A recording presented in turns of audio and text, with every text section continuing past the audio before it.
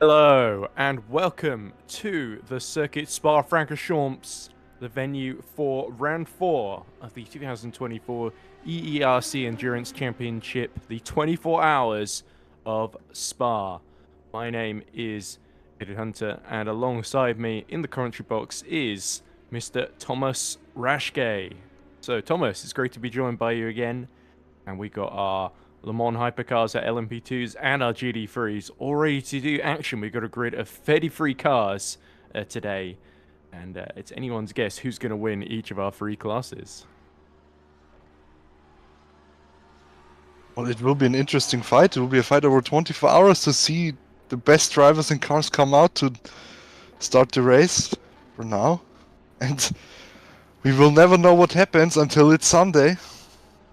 Then we will know more about the I think even results. then we probably won't know exactly what happened. Especially those of us who need to sleep at some point. But yeah, of course, we can go very quickly through the standings after the last round at Circuit the Americas. Of course, unfortunately, there was supposed to be a race at Shanghai, so I think this is technically round 3 because Shanghai got cancelled because the server crashed and we just couldn't start the race. So it always seems to happen to EERC, it seems. But anyway, so Le Mans Hypercar is being led by Team Iris, number 77 at the moment, on 25 points. Full Throttle Racing, number 50, are on 18 points in second in Hypercar. Then it's Boy Transport Racing, number 7, on 15 points in third. Just 3 points ahead of Cyberlinks in fourth. Then CRS, XCar Esports round out your top 5. Then LMP2 is led by XRL Esports, number 21. They're on 25 points, with Online Sim Racers on 18 points, Rookie Monsters on 15, Optimal Esports on 12, and XCar Esports on 10. Then GD3, it's again very similar. Simco number 43 lead from Bros Racing, Finavon Motorsport 444, Renegade Sim Racing Team 162, and Boy Transport Racing 206. And in fact, I think those are very, very old standings that I've just read there. But the leaders, luckily, I think are mostly the same. Because I was looking at the thing that Tom Dillon had screenshotted, but that was after Kota. And I think they might have actually reran Shanghai, so I might be giving false information there. So it should be Team Iris leading Hypercar, Online Sim Racers leading LMP2, and Simco number 43 leading GD3.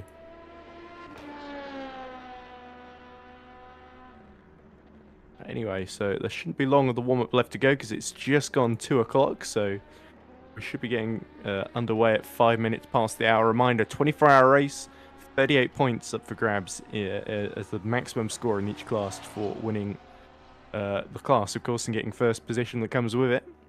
So that can make a big difference in your championship, especially because that'd be about almost doubling the points that some of these teams have if they can win this one, given that we've only really had 6 to 8 hour events so far in the season. And it tends to be the usual suspects up front, isn't it? Online sim race is very strong in both LMP2 and GD3, and then you've got Iris being the dominant force in Hypercar, of course, which is great to see. They've been very competitive in other RFX2 championships. Some of them as competitive as ERC as well. So great to see that form coming across as well. And let me have a look. See, sorry, I'm getting distracted because I'm trying to run the broadcast at the same time, which is not the easiest thing in the world.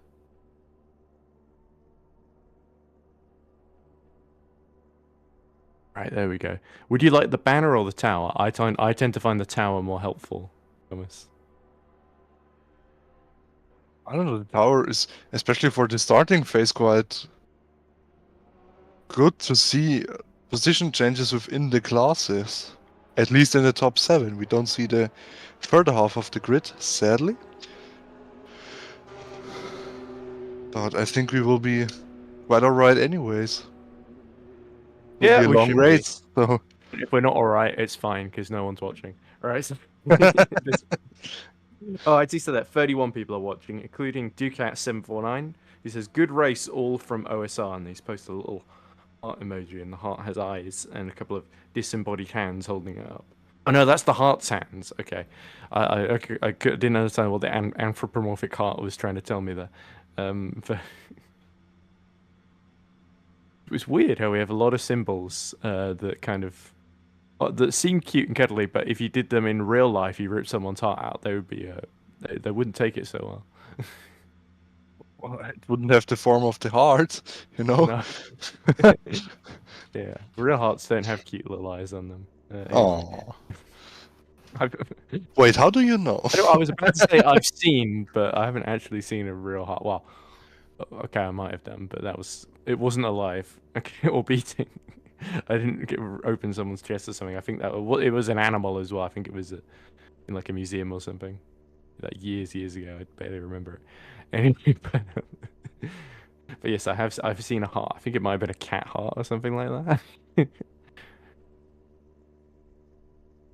But anyway, yeah, I am really just filling now because it's been ages because the last time I was going to commentate on it, the race got completely cancelled, and then I never came back when they did the race because it was a different weekend and I had something else on. So I have no idea what's really been happening in the championship, as you can probably tell. So, do you know better than I do, Thomas? Because having done so many other championships, I can barely remember what's happening in EERC these days. Currently focused on a few other problems with the server currently, that we get everyone in the race. But it looks like we I have feel like everyone I'm in the getting race. deja vu 34 here. entries. Let's see. I'm getting deja vu to about 2 months ago in Shanghai when we were all ready to go and then nothing happened. So I guess we could go through who our big suspects are. It is Iris 77, the championship leaders in hypercar. Let's see if we can try and have our fancy cameras out while we're waiting. Oh, no, Auto Director decides it prefers to look at Jan Carbonari, online sim races. Right. There we go. Looks like the session is going to finally tick over then. This is, of course, Team Iris, the championship leaders looking to extend that advantage. I can't remember. I haven't seen the results of qualifying anywhere on the Discord server, so I have no idea what the grid's going to be because I wasn't commentating on qualifying last week. Were you, Thomas? I was, yeah. And only thing I can remember is the number 50 full throttle racing car getting pole in the hypercar class, which was quite surprising. It was the last car on track doing times, Norbert Brecker, and then getting pole position doing that. Was it Very the good stuff 54, from you him. say? The 50, the number 50. Oh, In okay. the hypercars. It's the full throttle racing Porsche. Here they are. Exactly that car. Silicon at the wheel. Not Presumably Norbert he's the one. Brecker at the wheel, the guy that drove the car to pole position. Yeah, very interesting. Yeah, it's going to be interesting looking back at the start as I explore all the camera angles. Oh, and there's the real one. Right, so it really is a waiting game now to wait for the server to be ready. I could try and go back and look at the previous broadcasts. I think that's the only way to figure out what the actual grid is. And we will see because once it's not stored on the overlay, so I can't. It currently says starting order not set, so I can't go through effectively a non-existent grid at the moment.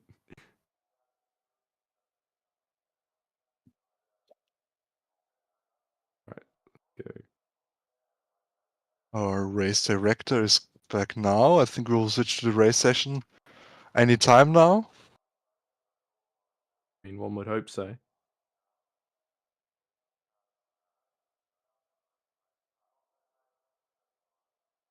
So let me try and look.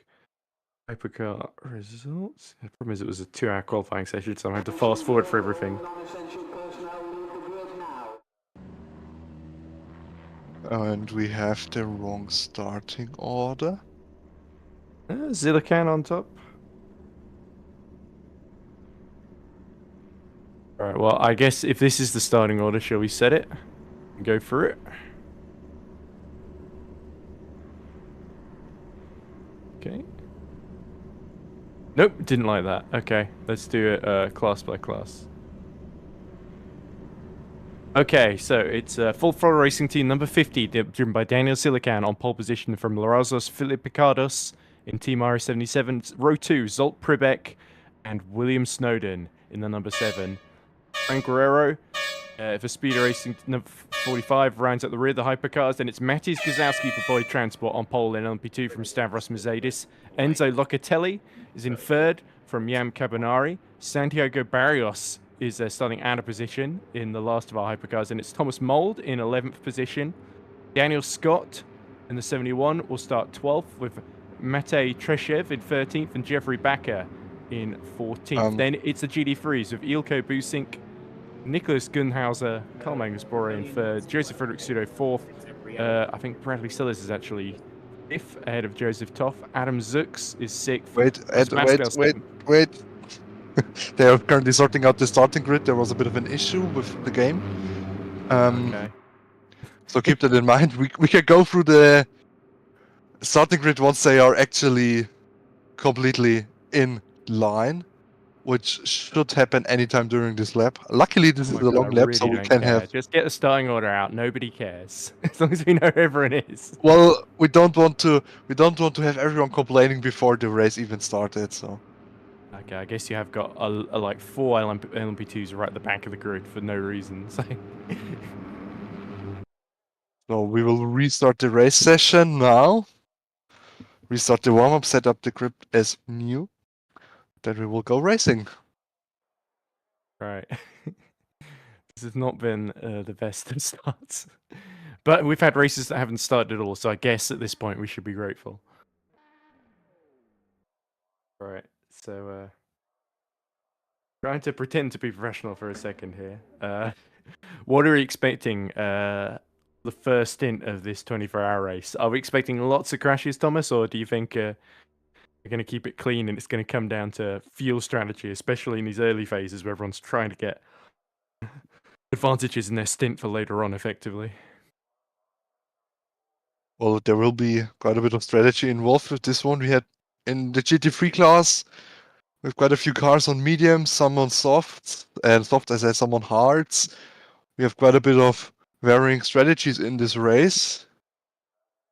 And what some people might just take the race by an hour mark in the GT3 class, some might take it a full stint. We don't know. And for the prototypes, I don't have many information about what they have to do with the tires.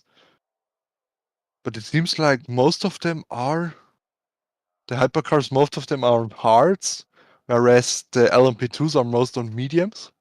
So, interesting strategy for all the Somebody, a classes. fear crafter in the YouTube chat asked, will you guys commentate on the full 24 hours? I don't think so. Okay. Wait, you won't? Okay. Apparently, I'm also being told we're not on YouTube at the moment. It's going, right? That's annoying.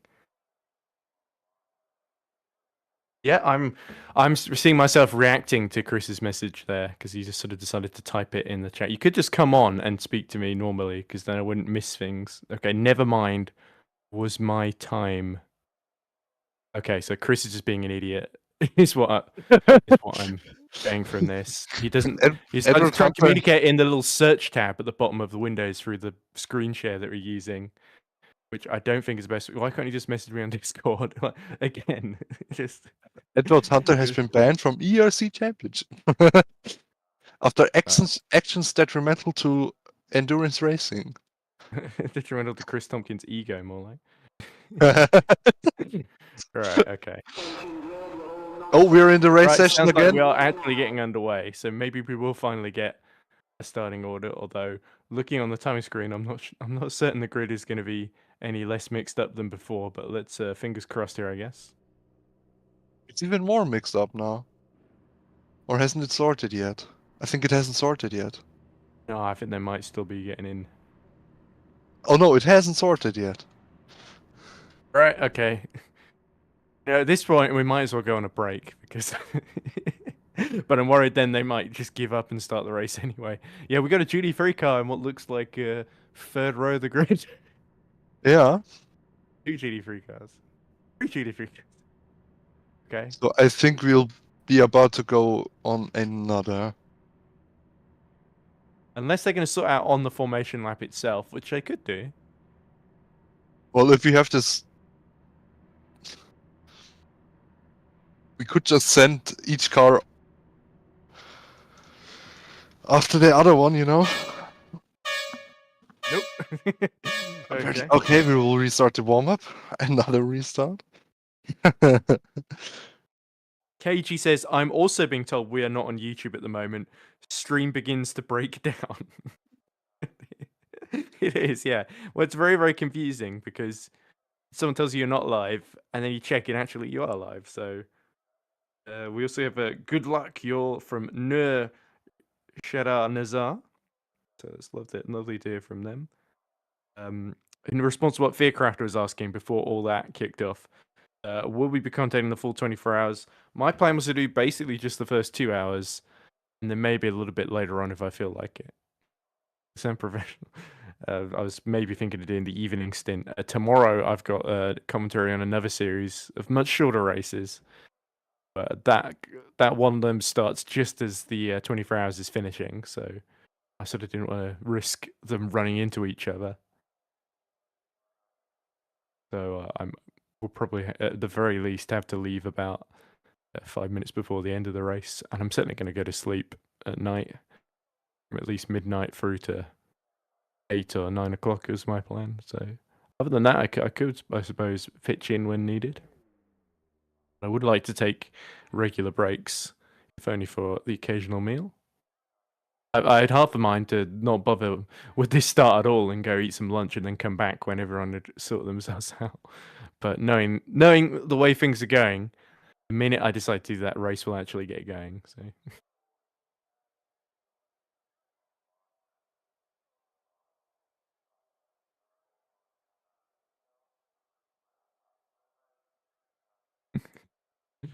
well, I wish there was more to talk about, but but there's not. So I can try and figure out the grid from the broadcast last week, if that's helpful, because I'm not sure you remember either. So, and you were there as well, Thomas, commentating on it. Though technically, I guess I could have been there, and I chose not to. So it's my fault for just not commentating on absolutely everything. If you want to phrase it that way. Right, let me try and because there was never a results screen on the broadcast. It's difficult for me to tell, so I'm having to scroll back and look at what There who was on was a pole when the session. restart screen, but not after the hyperpole session, which is the more important part. I just know Okay. that my car is starting P6 in Glasgow. Okay. That's I all I believe know. I believe it should be. Is that? Am I looking at about 1 minute, 1 hour 24 minutes in? Am I looking at the LMP2 results? That has Sabakis and Rebellion GPX on pole from Josh Hughes in the 21, which I think sounds about right. And now it's playing an ad. Great. Okay. Right, okay, I have been given a log with the quali results. Okay, that is actually quite helpful. So, this is what I've got then. It should be, as you say, Norbert Pracker on pole from for number 50 from Team Iris number 77 with Philippe Picardos at the wheel. Zoltan Toff in the Ferrari AF Corsa is going to be third from the Boyd Transport of William Snowden in fourth. Joaquin Gutierrez is fifth in class for Ferrari AF Corsa. Samba Kiss is sixth for Rebellion GPX Esports. Yeah, this sounds about right. Seventh will be Matthias Kozowski for Boyd Transport Racing.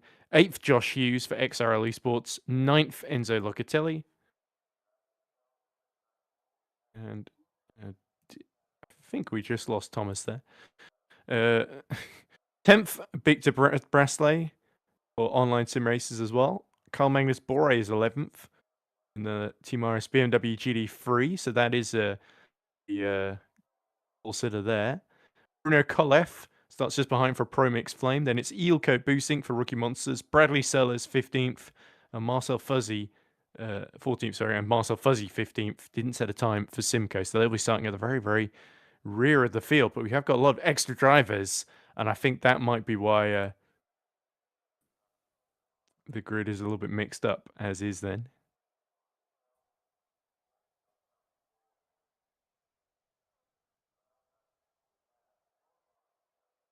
I've got the qualifying and I've got the hyperpole results here, so I'm sort of trying to figure out which ones are the actual pole position results then. So I guess hyperpole was the top 5 in each class then.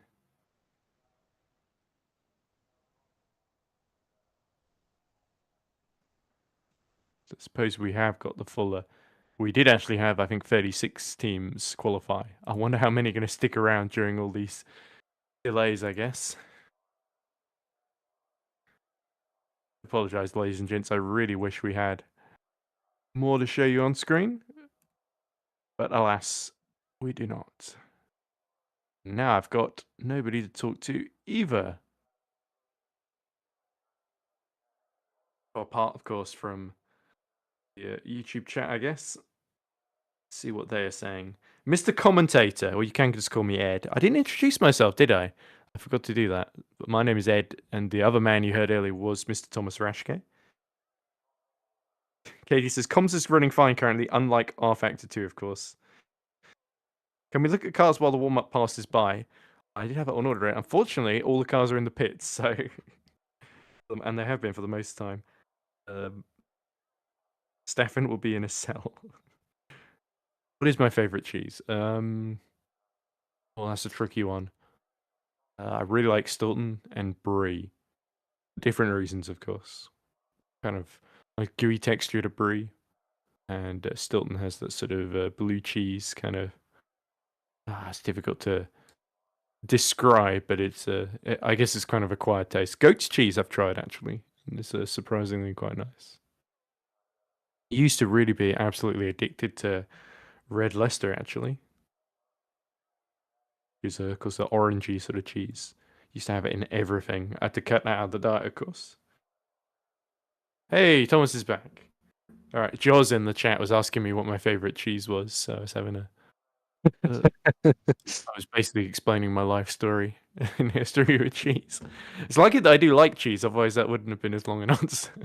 The fact that I can't even see the chat, you know. Well, why not? I can read it out to you if you want. It's on my phone. No, I can see it on my normal computer. Jaws says incorrect. Your favorite cheese is halloumi. Okay, which I don't believe I've ever had, or if I have had, I've forgotten about it. What's Well, it seems to halloumi? be your favorite, though. You know.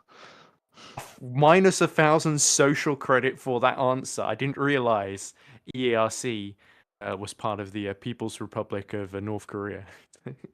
Yes, it is. You didn't know that? And it always has been. Exactly.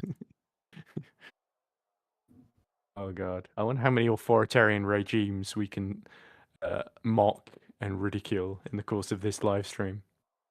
Thomas, what are your thoughts on Saudi Arabia and the fact that they own every motorsport going? So we were just talking about cars, then cheese, and now Saudi Arabia. No. Then the conversation naturally went on to me losing 1,000 social credit score. I mean, there's nothing to lose now, so that's the thing, right? You tell your lead commentator that they are a pariah in in society, and then suddenly they start burning down all the well, I say burning down bridges. I don't think there were too many Saudi teams and drivers interested. Okay, Joe Gillette. Here we go. My favorite driver. Favorite type of way eggs can be served. How do you like your eggs in the morning? Okay. I like mine with a kiss. What? It's a song. A song. How do you like your eggs in the morning? Oh, is it? I'll have to look up what the lyrics are to "How do you like your eggs in the morning." Now I can see the. Oh, it's a Dean Martin song. Yes. Here we go. I did remember it correctly. How do you like your eggs in the morning? Dean says, I like mine with a kiss. Boiled or fried?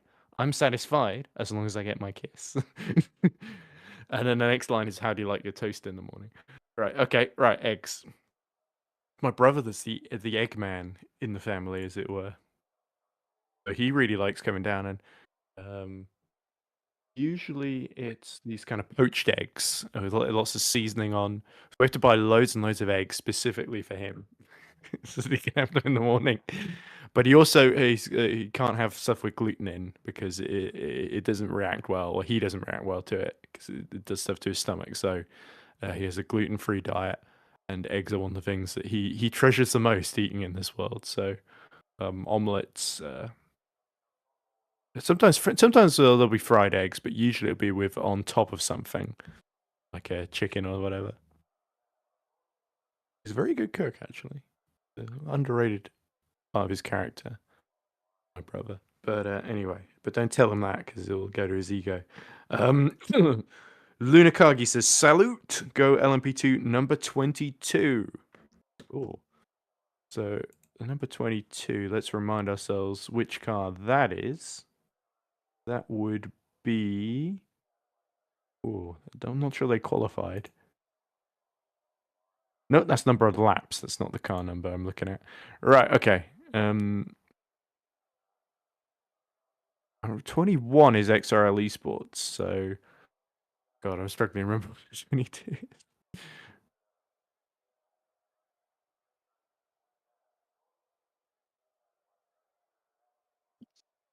It's a Carbonari, isn't it? So it's Carbonari, and... problem is, I can't see which team that is on the actual... Well, actually, there is a way I could do it. Well, if you just look on the entry list, you know. Okay. That's the coward's way out. Okay, let's go to Carbonari. Driver box. Looks like OSR. Yes, it was OSR. I saw the 21 was OSR. I didn't want to assume 22 was also OSR, but I should have just assumed, and it would have saved some time. We need to fill time because nothing is happening. A whole lot of nothing. And in about 6 minutes, I'm going to get fed up and go down and eat some lunch. Possibly with eggs. Joe Gillette says, surely it should be hunted eggs rather than poached. Well, the only time we hunt for eggs is we do a little Easter egg hunt every Easter. We all take turns hiding eggs in the house and finding them. And they're chocolate eggs as well. Little tiny mini eggs usually because they're a bit easier to hide. And that's always good fun. Although I always get beaten by, again, the other members of my family. It's better at finding the eggs before I can. Often we'll fight over the eggs as well. Oh, we're seeing Josh Hughes has sent me a picture of halloumi in the general chat. I might have had it once, but it was certainly a while ago. I've definitely had halloumi at some point. It's definitely not my favorite, I have to admit. Chris Davis says somebody has put lava under the track. That would be quite something. There's no unfortunately there's no free camera. It's all stuck to the cars in R-Factor 2, so it'd be very difficult to tell whether there is actually lava under the track or not. But I'm going to suggest that's metaphorical lava and not actual lava.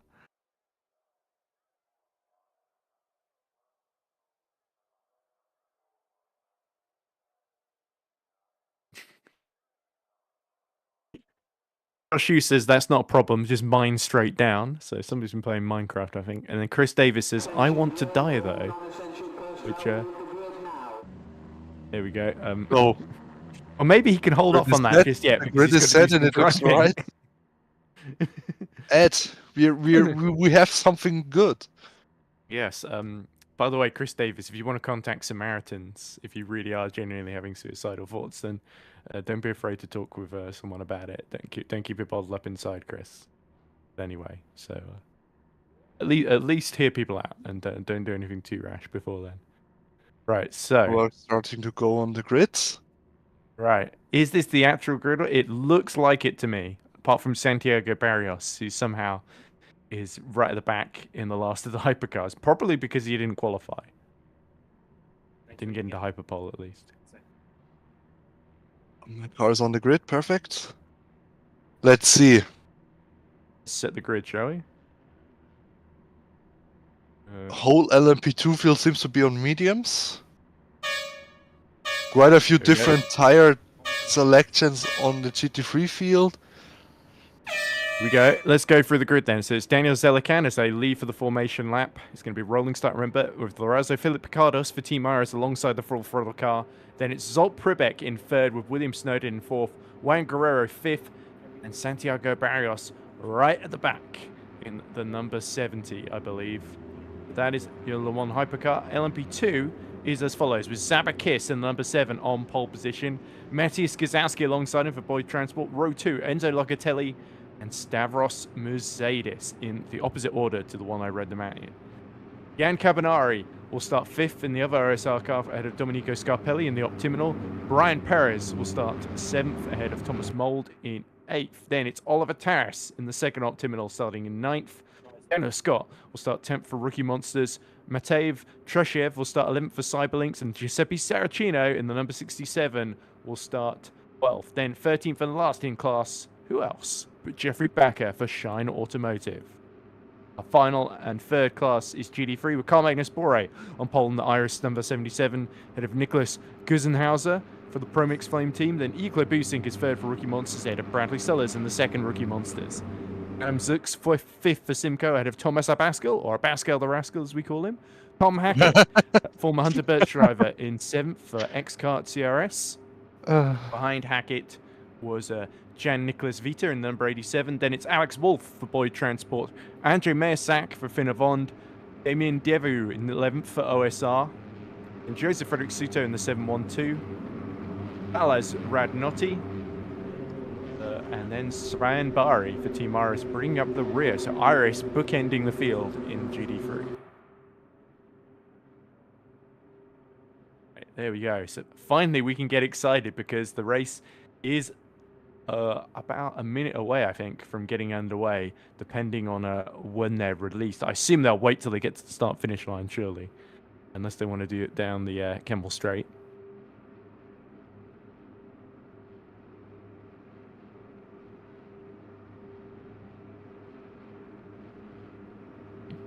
How this battle, all these battles develop then throughout the race, because it's certainly going to be very, very action-packed at the start, and the hypercars, you sense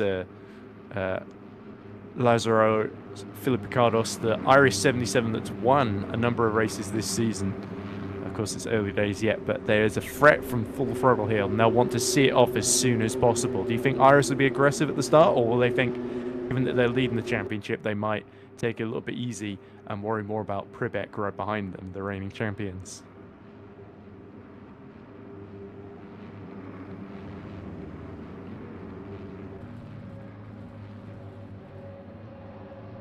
Well, plenty of time to think about that question, Thomas.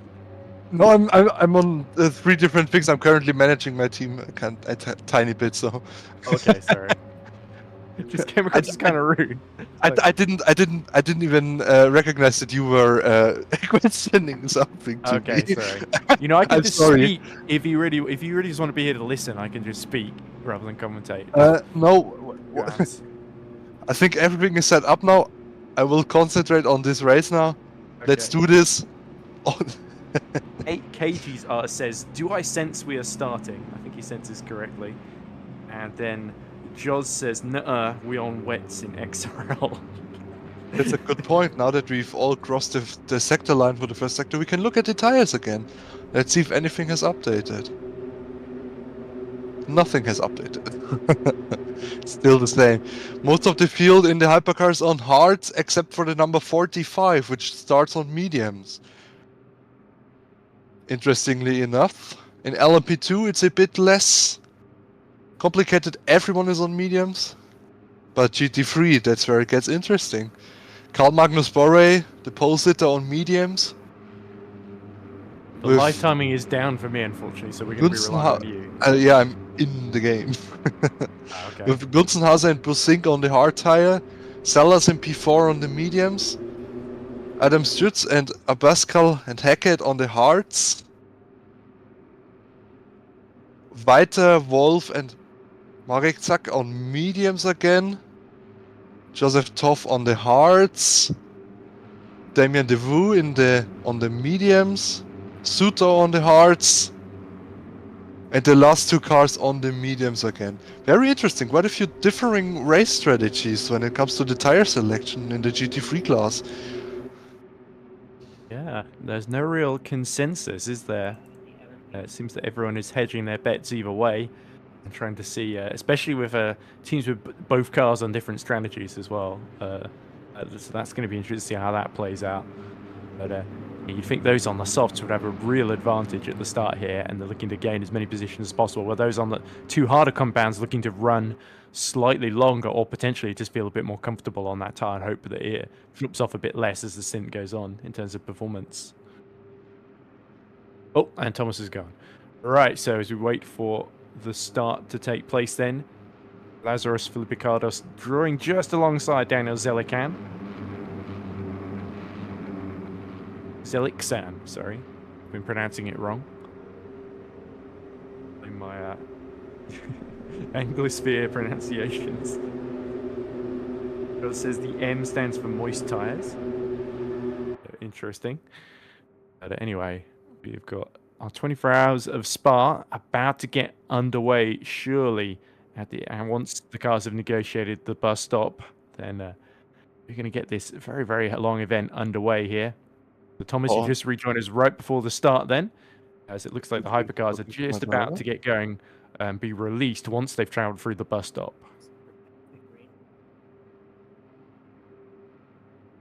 Well, all the preparation for this event they've put in for the last several weeks. They've had the qualifying 2 weeks ago. Oh, and Zelican halting. Oh, that was interesting. As we are going towards the grid, going towards the start line, when will Chris give the green flag? We don't know yet. Yeah, we're going to wait for them to cross the line. They have crossed the line. The number 50 hasn't gone yet. We go green for the 24-hour race in the hypercar class. With all the Filipicardos completely jumped the number 50 at the start, around the outside and into the lead of the race. But Zelican, look at him. He has dropped a third behind William Snowden. So Boyd Transport number 7 takes second place as they go on the long run down the Rouge and Radion. There is the... Or why did you turn 1? Yeah, it's hard to look, but there's the LMP2s as is it all kicking off in GD3 as well. There we go. It looks like Ilko Busink has a snatch a lead for Rookie Monsters. Carl Magnus Bora is shuffled back almost down to third there as that's Gunhauser having a go at him as well. Gunzenhauser, not Gunhauser, sorry. Nicholas Gunzenhauser. There we go. It's all very hectic as they cross the ridge. And look at this. Carl Magnus has now got to hold on from Bradley Sellers, I think, right behind him as well, because Gunhauser and Busink have both gotten through there, I think. Oh, no, that's a Bore in the green and yellow car, so it's actually Gunhauser in the Porsche just behind him, the Pro Mix Flame. Right, let's see what's happening up front then. Snowden is now got up to second. He's cleared Zelican, and now it's really Zelican versus Pribek for third, with that's Barrios has actually had a good start to pass Guerrero for fifth and is now keeping with this leading pack then. It's right on board with Pribek. Can Racing Zone get themselves onto the podium then in these early laps here? Certainly, after being jumped at the start, Zelican is going to defend, or is he? Here they go, up the inside, into the bus stop. They all bang into each other. And there we go. Looks like Pribek, just being forced out there by Zelican.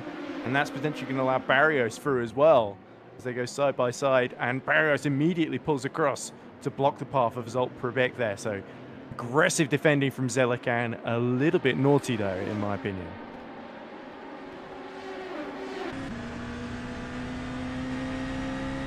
They've got everything to play for still. It's a 24-hour race. Nothing is won in turn 1.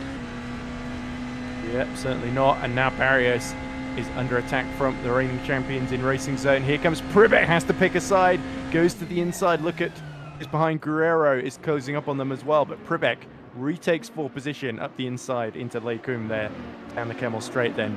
That was a fairly straightforward move in the end, but had to commit to make it work. But Filipicardos up front, this has gone beautifully for him. 4-second lead now over Will Snowden, as Ilko Busink sets the fastest lap in the lead of the GD3 class, but he's only just ahead of Carl Magnus Bore.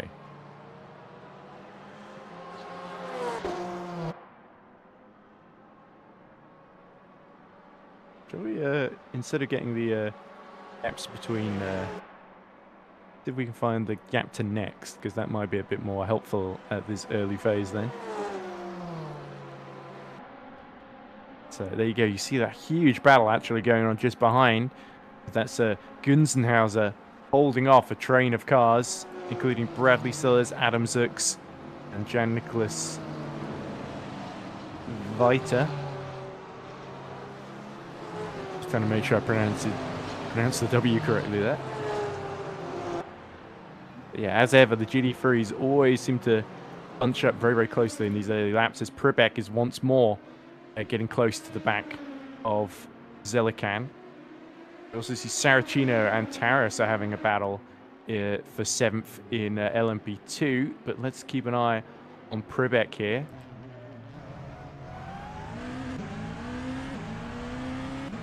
On board, inside here, the Racing Zone Ferrari. Samakis sets fastest lap, 2 minutes, 0.6 in LMP2 in the lead there to try and pull away from Gazowski.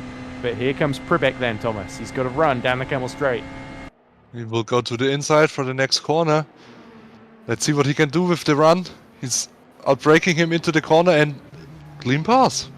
But he's going a bit off track there. That might be a little bit of a penalty for him. Yeah, for the time being though, he seems to have survived. There you go, good view of the back there. And now Zelican has got Barrios for company. So that could get quite interesting indeed, as here's Perez catching up to Carbonari, and now Saracino has got past Taras and is closing as well. So this is a very, very close battle actually for the top 6 positions here. Yeah, Perez is going to struggle to keep Saracino behind because we've seen in so many other championships how quick Giuseppe Saracino is. And he really fancies a go at Brian Perez here. And it's going to be right. The problem is this part of the track a little bit difficult to pass into Pujon. It's really going to be down the run into Blanchimont that will be a good opportunity on the run into bus stop, I think. And that might be where Saracino strikes.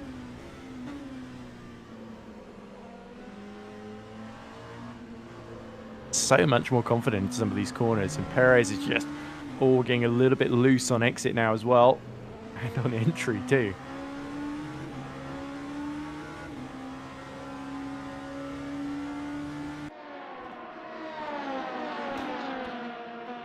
Right, fully in the slipstream now. Long run onto Blanchimont. Fearsomely fast left-hander taken at full throttle in often 7th or 8th gear. Is he going to get the run to bus stops? He's got his lights on already at the start of the race, and Saracino makes the bold dive up the inside and completes the move, cuts across the bow of Perez, and now Perez is being fed into the path of Taras there, who himself is just getting through into 7th position, but he has to complete the move around the outside into the hairpin there. Oh, very well done actually by Oliver Taras. Brian Perez again giving just enough space, but he will get the slipstream on the Camel Straight now if he can just stay tucked in behind. So clever stuff from Perez actually.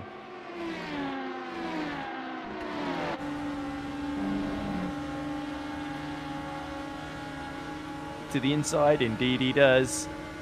And Perez will just hope to get the overspeed around the outside and retake that 7th position. But Saracino's pulling away from collision! There's one car around, one of the optimal cars.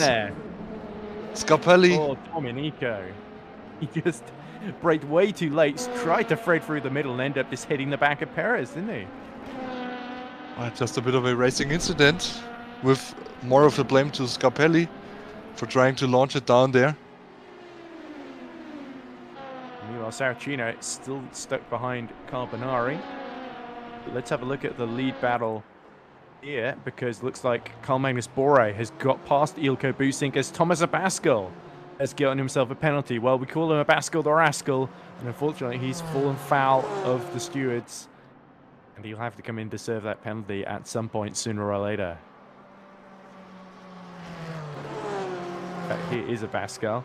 So it's very likely he's probably made either an illegal overtake or cut the track too many times. Is that one of the hypercars trying to get through there? And just about threading the needle as well.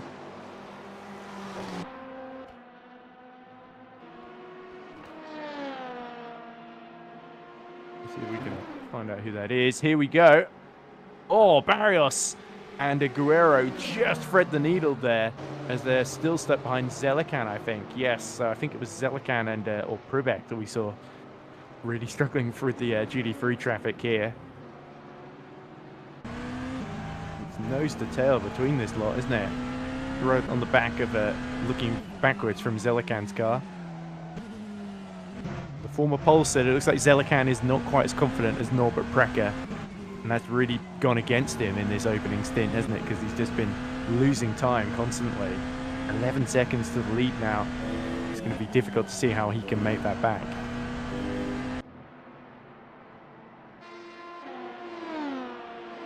Scarpelli continuing on with his damage. Meanwhile, here's the train. Everyone is struggling to negotiate around. Here comes another hypercar. That looks like Privek, actually. So Adam Zux is all over the back of Gunzenhauser. He's got Vita and Andre Marisak and Tom Hackett to deal with as well.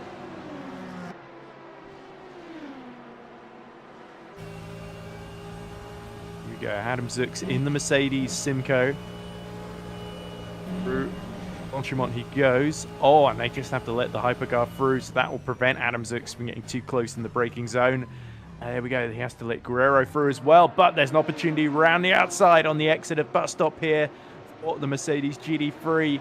And look behind, that's Vita trying to get involved as well past Gunzenhauser. He's got a good run here onto the last source hairpin. Racing zone car, Privek still ahead of the pair of them. Yeah, Adam Zux has only just gotten ahead now, but now he's got to deal with Vita, having cleared Gunzenhauser. Let's go up Eau Rouge on the front nose of Jan-Nicolas Vita. Actually, very, very good exit from Adam Zux. He's starting to pull away now. Santiago Barros continues to fight with Zelikan, actually. Just ahead. I think Guerrero has hit trouble because he's a long way down. There he is, the Speedo Racing team. So it was him that we saw struggling through the GT3 traffic. Mersak, Finnevon continuing to pressure Gunzenhauser, who has just been losing time now. He's no longer at the head of the train, no longer able to hold as many people up. He's going to try and back Mersak into Tom Hackett, you can see in the black and gold car, or black and yellow car, I should say, just behind them.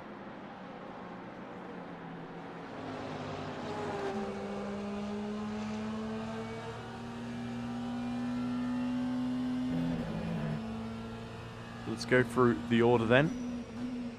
The top three in each class. It's Felipe Cardos leading William Snowden then by 7.8 seconds after the first 20 minutes of the race, with Zolt Privek having fought his way back up to third. He's 10 seconds down on the lead now and 2.5 behind William Snowden, and catching as Mersak, who we're on board with, is getting very, very close to the back of Gunzenhauser.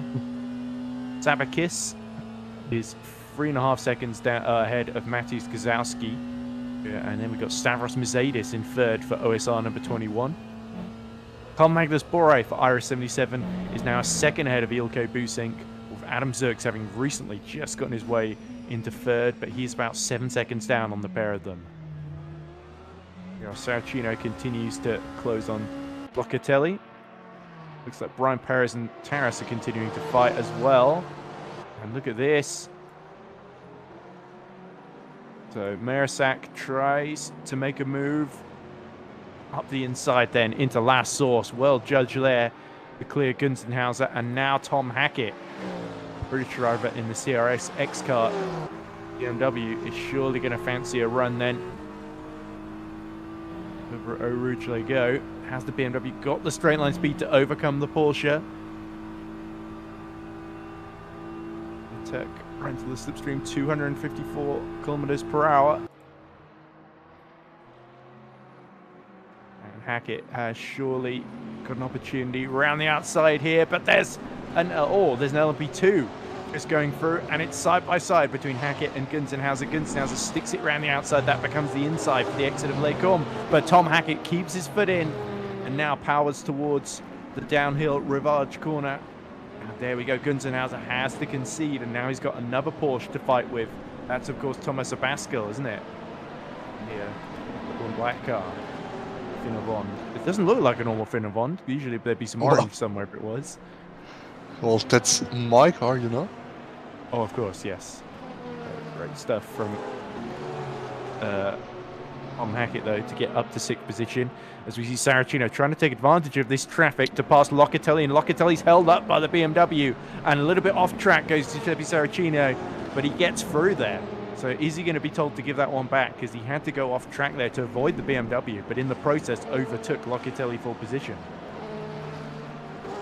Locatelli now getting even more held up. I think Saracino might be able to get away with that one.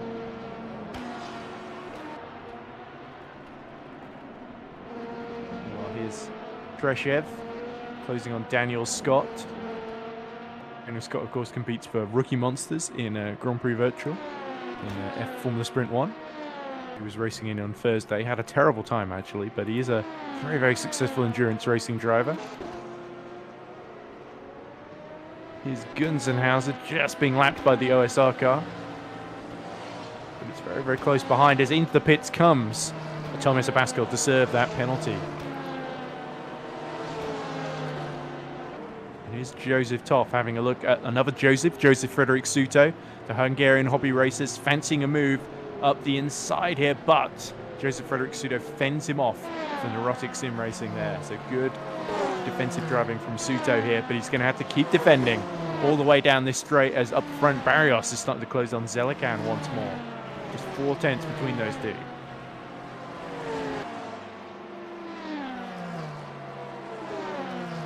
Oh, the LMP2's having to scatter either way up to pass the GD3s. And this is the problem always in the early laps. Everyone is so bunched together that you've got to make sure you don't trip up over them. Suto gets through unscathed. Let's see what else is happening up and down the order then. There's Bradley Sellers for the Rookie Monsters team, trying to get into the top 7. Here's Treshev trying to take advantage of Scott being held up here in the traffic. You can see how careful they're having to be. Around the 93 they go. The Rookie Monsters is cleared. There's Gunzenhauser and Treshev desperately trying to make sure he's not stuck behind any of these cars while Scott laps them. And Scott all being badly held up there. This could be an opportunity for Treshev up the inside. It's going to be a double move. And that's past Tom Hackett there. So Treshev side by side with Daniel Scott and takes that 8th position. Oh, but Daniel Scott refuses to yield, tries to keep a little bit alongside, and the contact is made. And Scott comes off a little bit worse from that, but still with his tyres still on the car and pointing in the right direction. So could have been a lot worse for both of them there. And Thomas Mould is going to fancy a run at Scott as well here. So Daniel Scott's got to be careful not to compound his error. Finnevon just moves out of the way there. Oh, again, Daniel Scott is delayed a little bit here, but so too is Treshev. So they're all going to be coming into the bus stop together there as Treshev dives very, very deep, and that could allow Daniel Scott to go around the outside, but Scott goes a little bit too deep on the outside this time, and so Treshev gets away with that one. Good little battle here.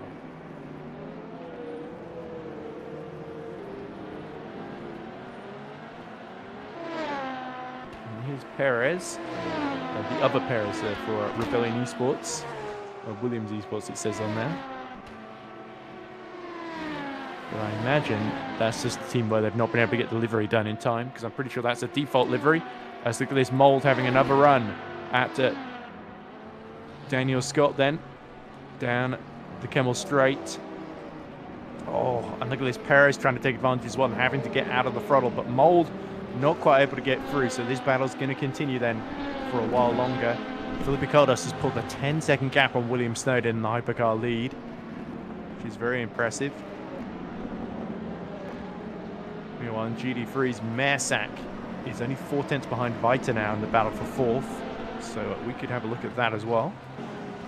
Here they are. Oh, and he's having a little go up the inside of Rivage, and now into No Name Corner.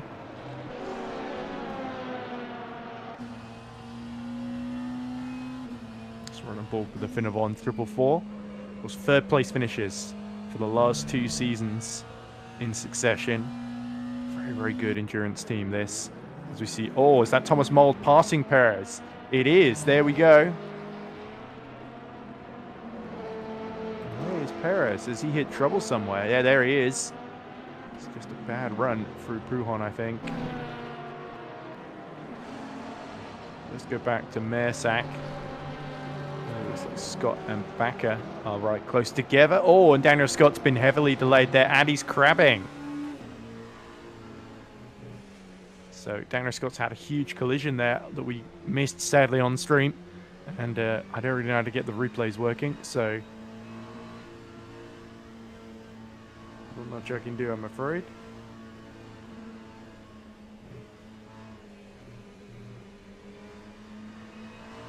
But surely this could be a code 80 then. And we see a Radnotti pit. Barrios, oh, it's right behind Zelican. Has to get well off track at Pujon there. Oh, and the server's being ticked over. Looks like a load of people got disconnected. Yep, Snowden is out. Lipicardos is out from the lead. Treshev is out. Perez, Backer. Mersack. Fighter is out. Pascal is out. And Radnotti is also out. But mass disconnections with only 27 minutes elapsed in this 24-hour race. And that could be grounds for a red flag and a restart.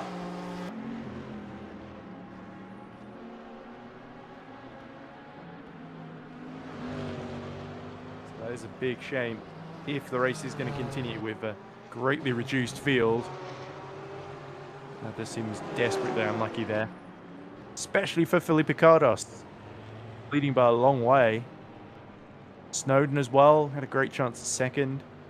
And Sabakis was leading in LMP2. He's gone as well. And it looks like the field are all slowing down.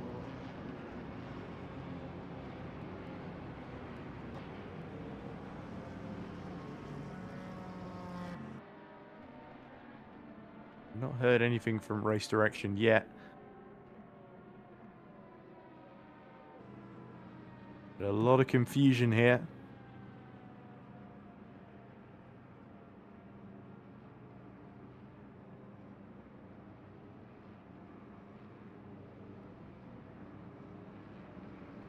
We will let you know what's happening as soon as we do, but it seems we are under code 80 at the moment.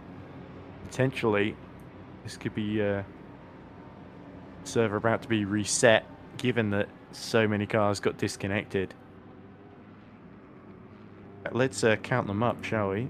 Let's see if lost Snowden, Felipe Cardos, Arias, that's 3. We lost Saracino, 4. Treshev, 5. Perez, 6. Backer, 7. Vita, 8. Mersack, 9. Pascal, 10. And Radnotti would be 11 then. So that's 11 out of the 34 out through one disconnection. So if it's more than 10 cars, you've got to say it's the argument for a restart is pretty strong, especially this early on. But if they decide it's just too much hassle, yeah, there we go. Red flag due to server hiccup then. Race will be started with 23 hours on the clock and grid sets the last full lap completed before the error then. So that very much puts Felipe Cardos back in the hypercar lead then.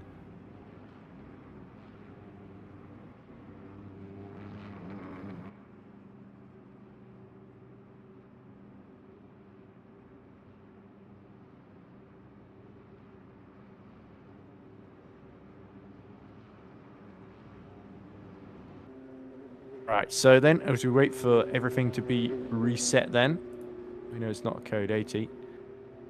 I will leave you with the auto director, and unfortunately, I believe Thomas is sorting out the Vinavon team, how they're going to manage a restart, because they were the one that cars that got disconnected, so they'll be trying to get back into the server. But I'll be back in about 15 minutes time once the race gets back underway. I'm going to use this opportunity to very, very quickly get some lunch in.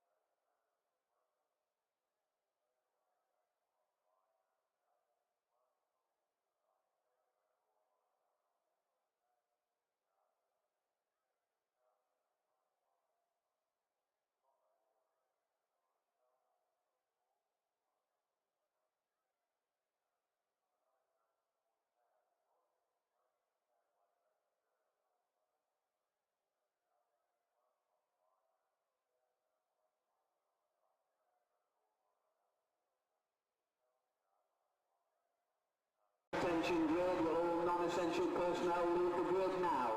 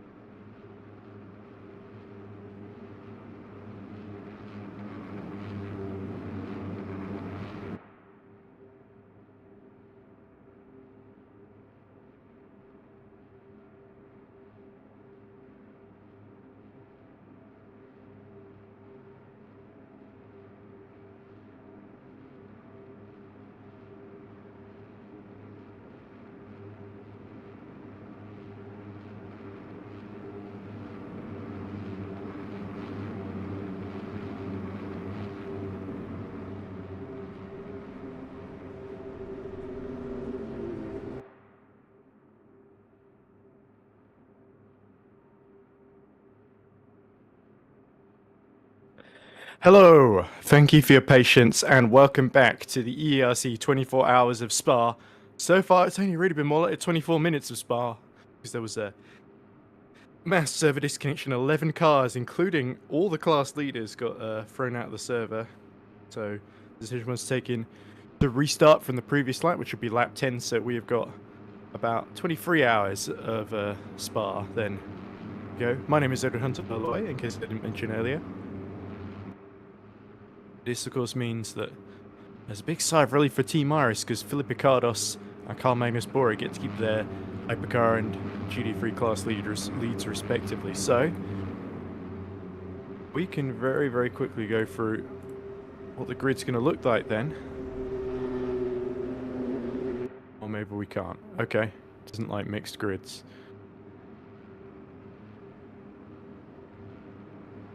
Oh, no, it's just skipped the first row. There you go. So Philip Picardos will start from pole position from William Snowden. Zolt Pribek third of Daniel Zelican for the full throttle teams. Zelican did start on pole, but had a difficult start, fell down to fourth. Santiago Barrios to start with from fifth, head of Adrian Guerrero. Then it's our LMP2 fields. Class leader will be Zaba Kiss from Matthias Gazowski. So Kiss's lead has been wiped out. Same for Philip Picardos as well. Stavros Muzadis will start third in class, head of Enzo Locatelli. Then it's Oliver Taras in fifth with Van Carbonari in sixth. Thomas Mould will be seventh in class for CBS X-Car Esports, head of Giuseppe Saracino in eighth. Ninth in class is Matej Treshev for Cyberlinks. Ran out of top 10 class is Brian Perez. Daniel Scott 11th in class for Rookie Monsters ahead of Jeffrey Backer,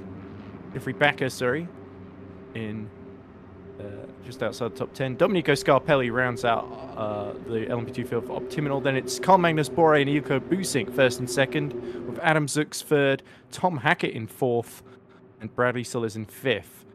Nicholas Gunzenhauser have been dropping down the field. He'll start sixth in class ahead of Joseph Frederick Suto. And it's the other Joseph Toff, the Hungarian, ahead of Alex Wolf. Damien Devol is 29th overall, just ahead of Jan Nicholas Viter. And it is Sowen Bari in 31st, with Andrei Mersek 32nd. In 33rd, Thomas Abascal, having served that penalty just before the disconnection, which is unlucky for him, certainly. Balazs Radnotti, he made a pit stop, I think, right before the red flag, so unfortunately that's why he is at the tail end of the order. So there we go, the field getting ready to be released then. As you can see, 22 hours, 55 minutes left on the clock.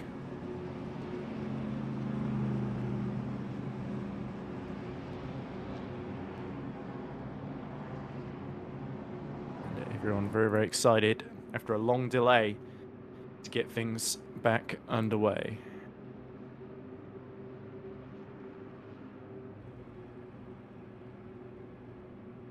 Okay. Ross Alexander Smith says, I demand action, which I don't blame him, so let's see if we can deliver on that. Blocks Fruit 32 says, my father's in the race. Oh, cool. My dad's just been for a walk. All right, but best of luck to that is, because I have no idea who Blocks Fruit 32 actually is.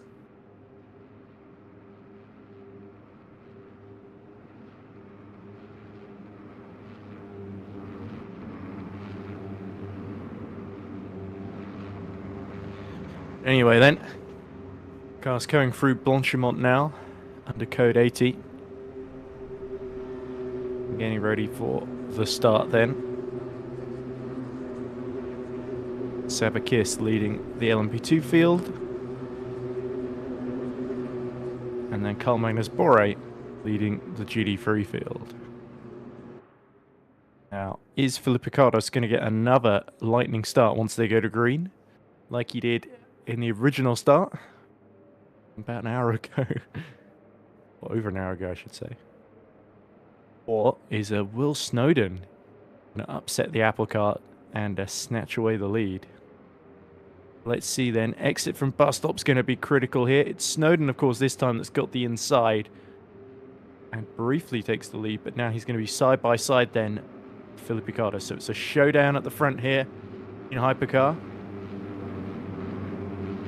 Felipe Cardos has got to hold his nerve, and look at Pribek and Zelican just behind as well. Zelican, the previous pole sitter, eager to go. Here we go then. Zelican is going to go for the inside, then past Pribek. Is he going to get Felipe Cardos as well? Will Snowden around the outside, and it's free wide into last source. Oh, and Snowden is just barged off track there by Felipe Cardos. A little bit of contact between the two.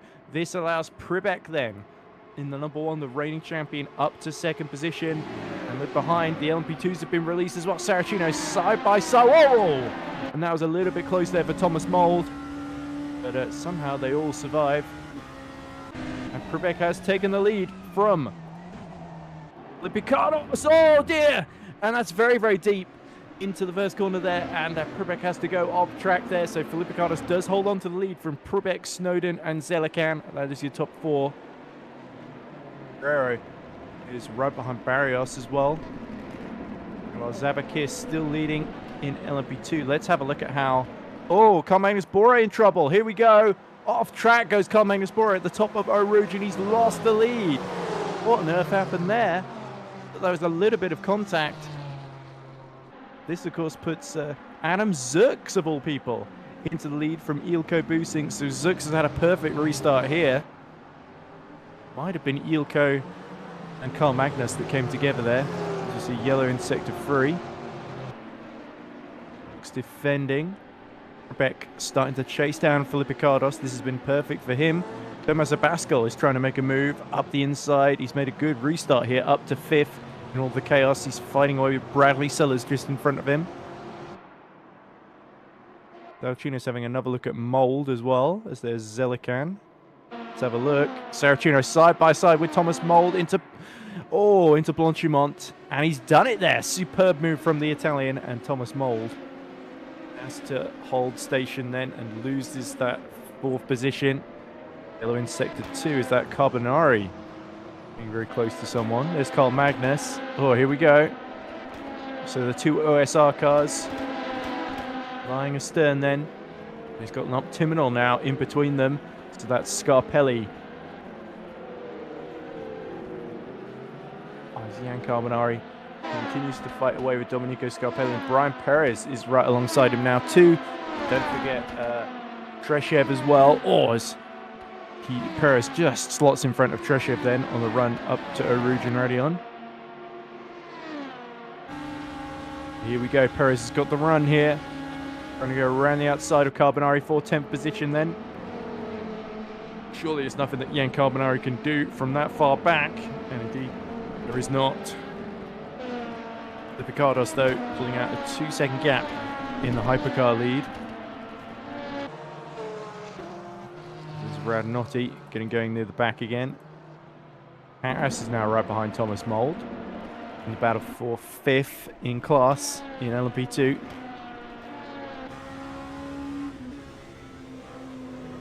Right on board with the Optiminal driver, Oliver Taras, the Brit. Trying to break the mold. I'm the only person in the commentary box, so I'm the only person there to laugh at that one. It was a terrible joke. Philippe Arcos, not Philippe Acardos. There's Oliver Newman. Thanks, Ollie. Oh, here we go. Oliver Taras having a go as Mold makes a mistake then into Paul Frere corner. And this is the run. Which side does Oliver Taras pick here? As they go all the way towards Blanchimont. Mold now getting very, very defensive. Taras getting a bit cagey here. It's Philippakos.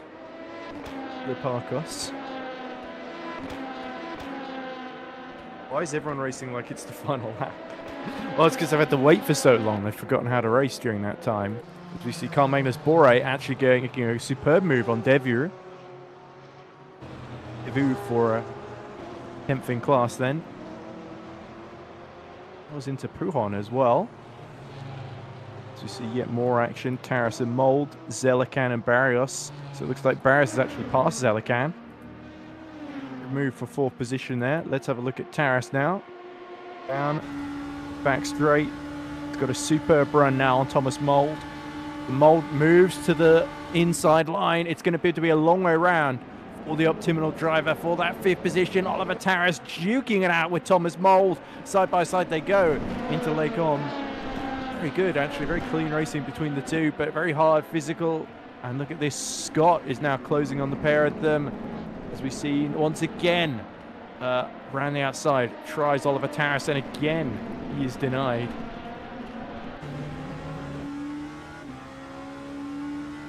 And Taras has got to be careful here because Daniel Scott could easily take advantage of a mistake, and his teammate Scarpelli is not far behind now either.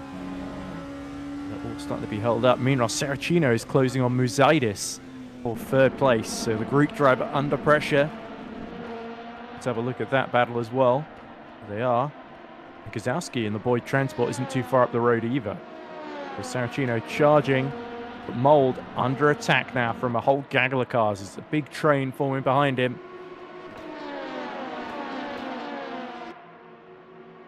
Usink, by the way, still 6/10 then behind Adam Zooks in the GD3 overall lead. Bradley Sellers is right behind Tom Hackett, who's done very well to get himself on the podium now as well. It's Carl Magnus Bore you're going to want to watch the progress of. And here, speaking of progress, there goes Taras up the inside of Thomas Mold. And there we go. Taras outbraked him into the bus stop. Found the inside line. Nothing Thomas Mold could do from that point onwards. And now he's got to worry more about Daniel Scott behind him. As Taras is surely going to start to escape up the road before too long. As there's Radnotti, who seems to be running into difficulties ahead of them. And it's a long way off the back of the pack now. And there's Locatelli. As you see Pribek, 3.2 seconds now behind the leader. Here comes Enzo Locatelli then. Pulling to the inside in that OSR car to try and get one over on Daniel Scott. There we go, a little bit of grass flicked up there as Scott goes a little bit wide. Will this allow Scarpelli to attack? Let's have a look. Domenico Scarpelli holding off the attentions of Brian Perez as well. And there we go. Getting defensive is Daniel Scott now, but very, very good move actually from Enzo Locatelli. Brian Perez desperately wants to make up some ground in this race. Meanwhile, let's have a look at how Saracino is doing against Musaidis. They're both catching up to Kozowski now, so a great battle here. For now second in class.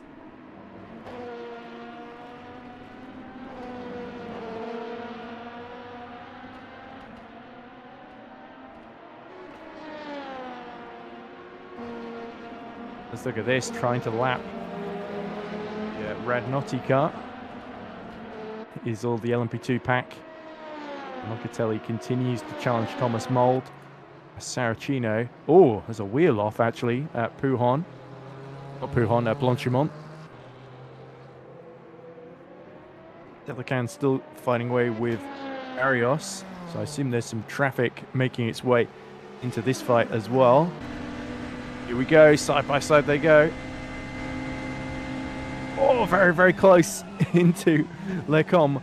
But that's a fantastic move actually from Daniel Zelican on Barrios to take advantage of that one. Meanwhile, this fight continues on. Daniel Scott now starting to fight back a little bit, but great run out of La Source. Enzo Locatelli then.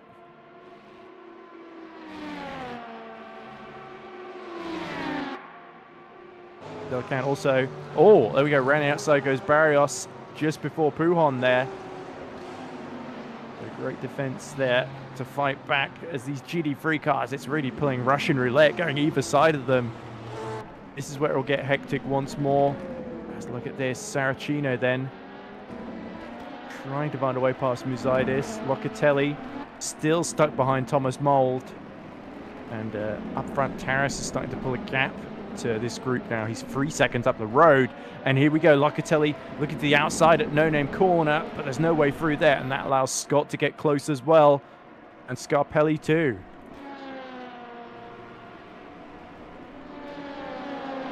Scarpelli not quite able to get involved. In fact, loses out, I think, to Brian Perez there as well. As here comes another move from Locatelli there. Oh, very, very close between Selican and Guerrero. And Guerrero gets spun out as he tries to go to the pit lane. And he is stuck.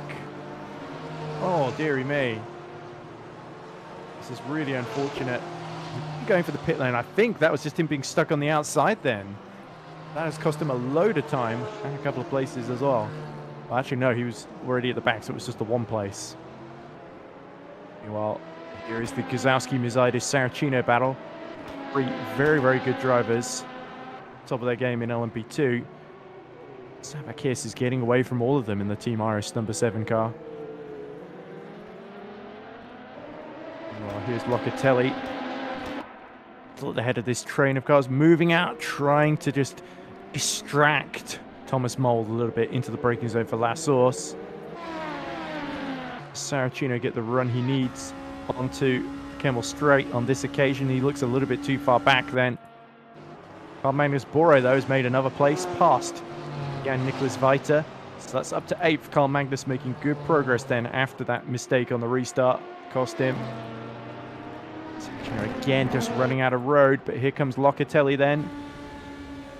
Oh, again, he doesn't quite have the top speed in the OSR car. Very poor exit here from Thomas Mould. And again, Locatelli knows he's just being held up here. He's losing time hand over fist. So is everyone in this train here. So look at this. Lapping more traffic then. And Musaidis goes a little bit wide. As he desperately tries to put pressure on Kozowski for second in class. Go either side of the Rookie Monsters Porsche. Oh, there we go, and Saracino actually gets a little bit held up there. But this very much plays the advantage of Musaidis now, who's all over the tail of Matis Kozowski, and Boy Transport number 40 under huge pressure here. Locatelli continuing to pressure Bold as well. Look at all this traffic here. It's like trying to go down the M25 on a Saturday afternoon. And here we go. Mizaitis dives to the outside then at the bus stop, but can't quite get far enough alongside Gazowski and taps Matiz Gazowski around. Oh dear, he did well to hold on to that one. And in fact, I think Mizaitis got a little bit out of the throttle, but he's still going to be side by side then as they go into Lassour's hairpin. Mizaitis takes the inside, takes second position, just about passes Carl Magnus Borre's GD3. And Saracino will be loving this, because the more these two squabble with each other, the more it plays absolutely into his hands. And the Italian find a way through. He'll get a double toe up through the slipstream here, down the Kemmel Straight then. On the outside of another GD3 they go. Here he is. He's got the run on Mizaitis. It's Gazowski, sorry. Is there going to be enough space? Yes, there is. Saracino goes for it. And he's still side by side. Oh, a little bit of side-on contact out. And again, Gazowski refuses to lose another position. But, oh, he's been boxed in there. And in the end, nothing he can do. Saracino up to third and onto the podium as it's getting very hectic here. Oh! Is that Scarpelli going to the barriers? It is! Oh, and yet more carnage as well. Scarpelli reverses across the track. Daniel Scott in the wall. Yes, it is for Rookie Monsters. Oh, what an absolute disaster for Daniel Scott and for Scarpelli, who again has an incident at Lake Om.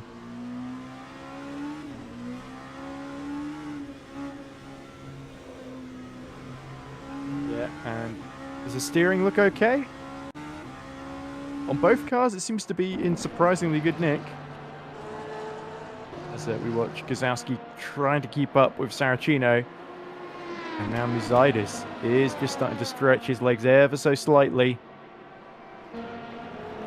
Is Treshev right behind Thomas Mold now, so Mold defending very hard, sort of created that situation as there's Bari missing the front left tyre. So that must have been the tyre we were seeing at Blanchimont. So that's the 787, surely out of the running now.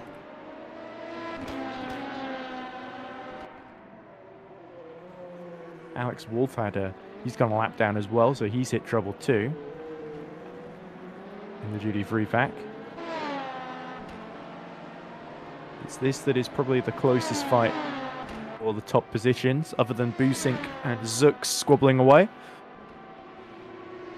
Thomas Abascal, in a way, having that early penalty before the red flag really saved him in this race. And of course, our other commentator, Thomas Raschke, teammate of Abascal the Rascal. Look at this, Saracino starting to set more competitive lap times. In fact, purple first sector for Saracino, 32.9. Faster than Kiss, actually, or matching Kiss, I should say. So he was slightly slower the previous lap, but Saracino started to fight back now. This is always what seems to happen. Gains in confidence. So we see, oh, Cabanari fighting away with Locatelli. So is that the two OSR cars squabbling over 6th position in class? Up front, it's Saracino on the march. Keep an eye on Saracino, but also watch out for Carl Magnus Borre continuing to gain ground. He's about 3.5 seconds behind Marsac as he tries to recover ground in the GD3 order. Still 22.5 hours to go, of course. Here's another fight between Vita and Gunzenhauser, just behind Carl Magnus Borre, who's just cleared, I think. Perez going around the outside of the 37 and tangling. Oh dear. That's not what Brian Perez, who was a little bit annoyed, he was saying, before the restart with the way people are racing, will not be feeling any happier there. As, oh, Busink makes a mistake and is passed by Hackett for second in class in GD3. Excellent driving there by Tom Hackett then. And race winner, of course, in his very short time in British Touring Cars in the EERC. Got to let this LMP2 through. Busink doesn't look particularly happy as look at that. Pascal now is going to get a run on him. Here we go. So, oh, horrible exit there. And it's Thomas Abascal that is through into third position. If he can just clear round the outside into last horse hairpin. Busink breaks deep. There we go. Just crowded out then on exit there. And look behind. That's Bradley Sellers in the rear view wing mirror. You can see up top there from the point of view of Thomas Abascal. As he tucks in, he's in a Rookie Monsters sandwich. Busink ahead. Sellers behind. There's enough space up Eau Rouge and Radion. Saracino, meanwhile, continuing to pressurize Muzidis. Rosas gets out of the way for the LMP2s who are fighting away. Oh dear. That looks like Scarpelli and Scott. Let's have a look if Scarpelli can't muscle his way through. No, he can. Oh, and just about avoids hitting Thomas Abascal. Behind at Busink now, trying to fight back here. And it's Abascal that's made it through there, so great driving. The Finnevon driver. Saracino now right behind Muzidis once again. The battle for second in LMP2. Hypercars, unfortunately at the moment, the most spread out class. Closest battle is Snowden versus Prebeck, 5.5 seconds apart from each other.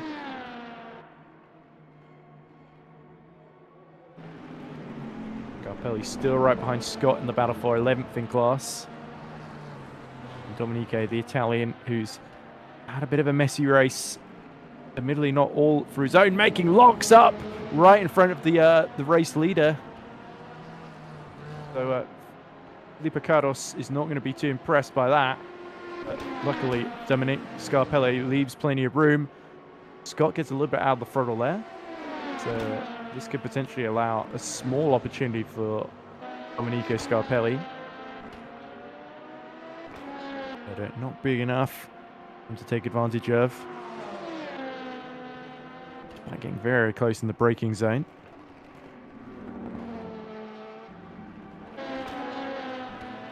Gunzenhauser is actually keeping up with Carl Magnus Boré in this stint as the battling up front is intensifying in the GT3 class. There is Busink trying to get back on terms with Abascal. It's Hackett that is rocketing away and in fact could be catching a Zux before too long. The gap between them is 5 seconds actually. So Adam Zux looking pretty comfortable at the moment. And here they go, and Saracino is once more just continuing to put pressure on Stavros Muzidis. Muzidis, of course, a pretty successful driver, all things considered, group driver, but hasn't got too many headline results in endurance racing, mind. He's more of a single-seater driver, but Saracino also a very good multidiscipline driver as well. There's Busink again. Runs out of road. And Bari's been given a penalty. It's a bit bizarre given how long his pit stop was. Great to see him back in the race at the very least. So it must have been for speeding on the pit exit then, which is an incredible shame. Shows you how patient you have to be. And is that car looking healthy? Yes, it is. So no harm done there. It's right on board the front nose cone of car 67. Driven, of course, by Giuseppe Saracino.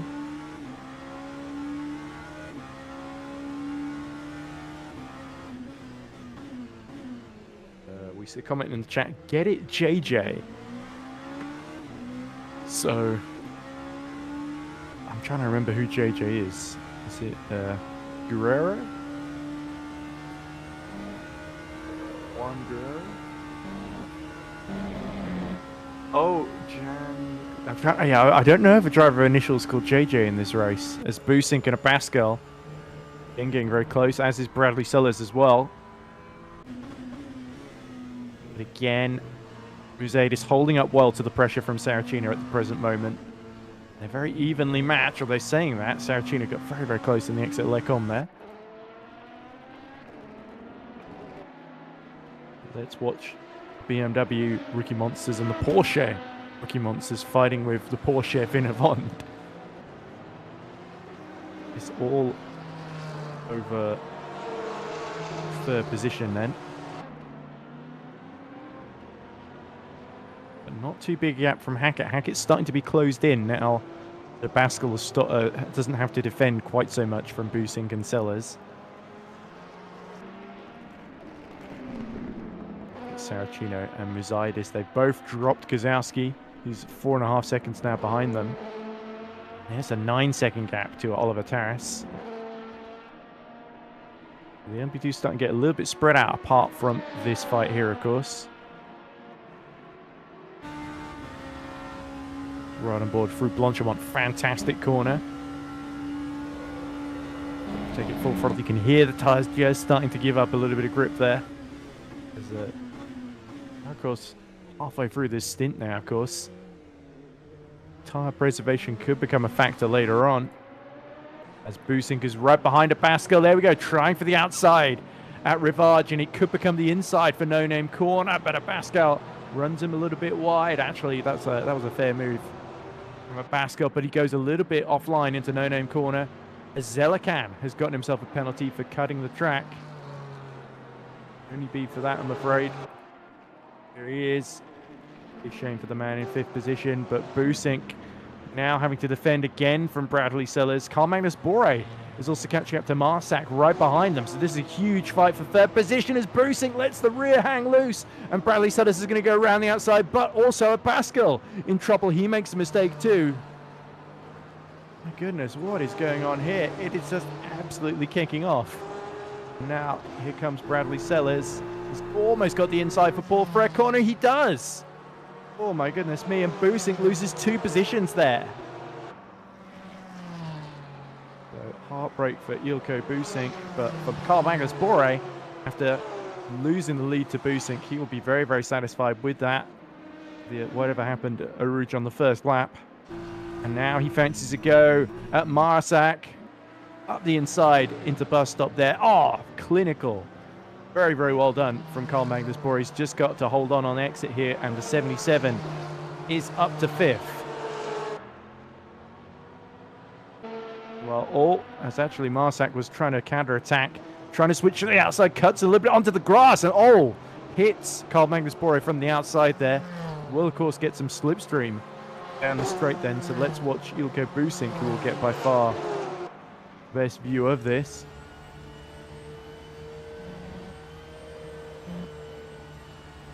Andre Marsac in front of him, Carl Magnus Bore in the 77 in front of both of them.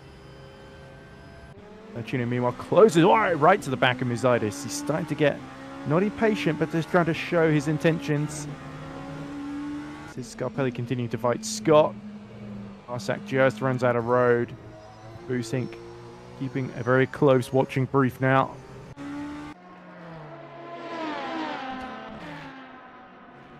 Oh, and there is, that looks like Bari that's about to be lapped by Musaidis. Oh, Musaidis goes a little bit off track. So here's the run from Giuseppe Saracino. He's got Musaidis in his sights, but the top speed is leveling out between these two. There's a small window here. Musaidis defends into Lecom, and no way through for Giuseppe Saracino. He can have the headlights on as early as he wants. There's no way he's getting through on that occasion. Musaidis stands firm, defending well, despite that interruption from the lap traffic.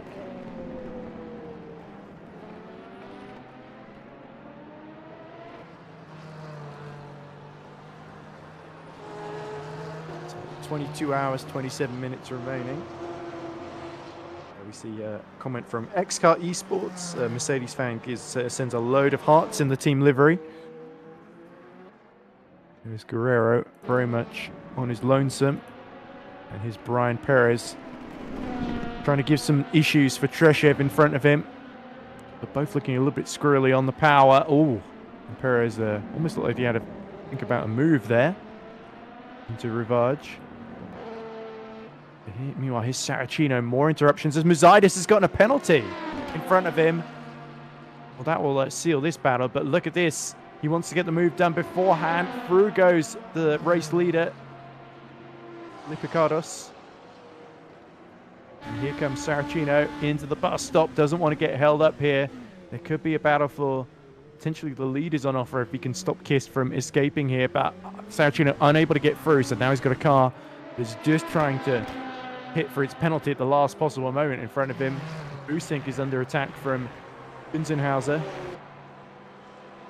Saracino continues to squabble away with Musaidis and Perez with Treshev And Perez actually very, very close to Matevej Trashev, sorry. A little bit too far back for a move into bus stop, surely, and Perez again has to back out of a move quite late there. He's trying to break the toe, but whatever he did, maybe he tried to lap someone and had to go off track and broke track limits just one too many times. And that could be why he's got that penalty. Saracino, here we go. Great run into Rivard. Zelican comes in to serve his penalty. That's going to drop him well off the back of Barrios. Big shame for the number 50, the full throttle car that did take pole position in the hands of Norbert Precker. Qualifying a week ago. Oh, Mercedes flashes his lights once as that boosting to get out of the way. I don't think it is. Yeah, there's boosting. This is a very similar livery. And there we go. Perez ran the outside of Trashev into Lecombe there. Oh, a little bit of a bad exit though from Perez, but he just about saves it into Rivage. Oh, here we go. Trashev trying to go around the outside into No Name corner and being forced out wide through the natural racing line there. Flashing his lights. He's not happy with Perez, Brian Perez.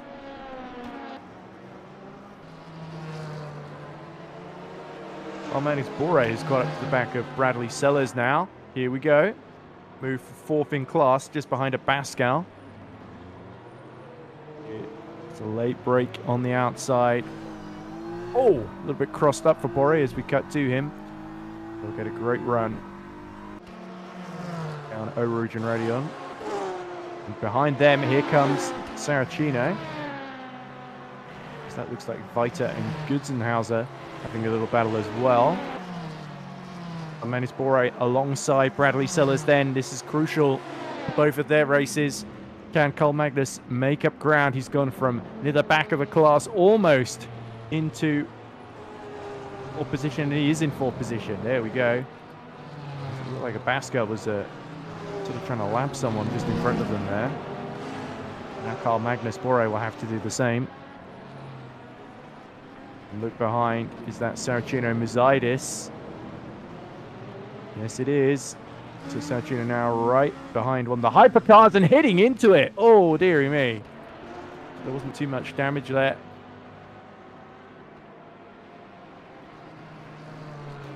Saracino knows there's a penalty coming for Muzidis ahead of him, but he just needs to get through the traffic cleanly, but a little bit caught out there as there's Scarpelli still trying to use the hypercar to slipstream Daniel Scott.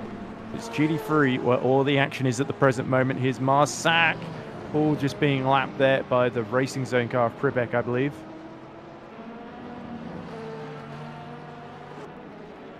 Scarpelli continuing to trail Daniel Scott. Good to see if Carl Magnus Bore can start fighting away with a Pascal, but Sellers is starting to struggle now. Andre Marsac in the Finnebond, 444 closing down on him.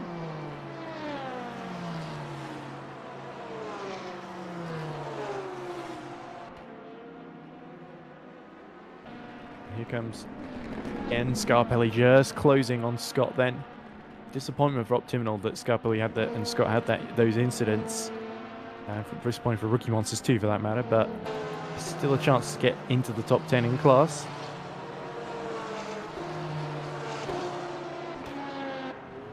As Vita continues to be held up by Inzenhauser. Busink is since that incident with Sellers, he's really not looked particularly confident, has he? Not really been able to match the pace that he showed earlier. Still a long way to go. He could bring it back later on.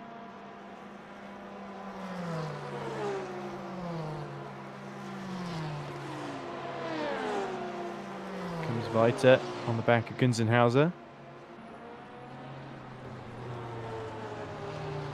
Not close enough quite yet to make any impact on the German in front of him. Look at this Saracino and Muzidis still squabbling away. So Muzidis He's going to wait the full 3 laps before serving the penalty in the hope that there's another code 80 or red flag, I guess, that can help limit the blow. Radislas has to let, I think that was a Guerrero or Barrios, sorry, through. Now Saracino right on the back of Mizidis, looking closer than he has in a while. And he cleared the number 21 on the run out of Paul Frere and into Blanchimont.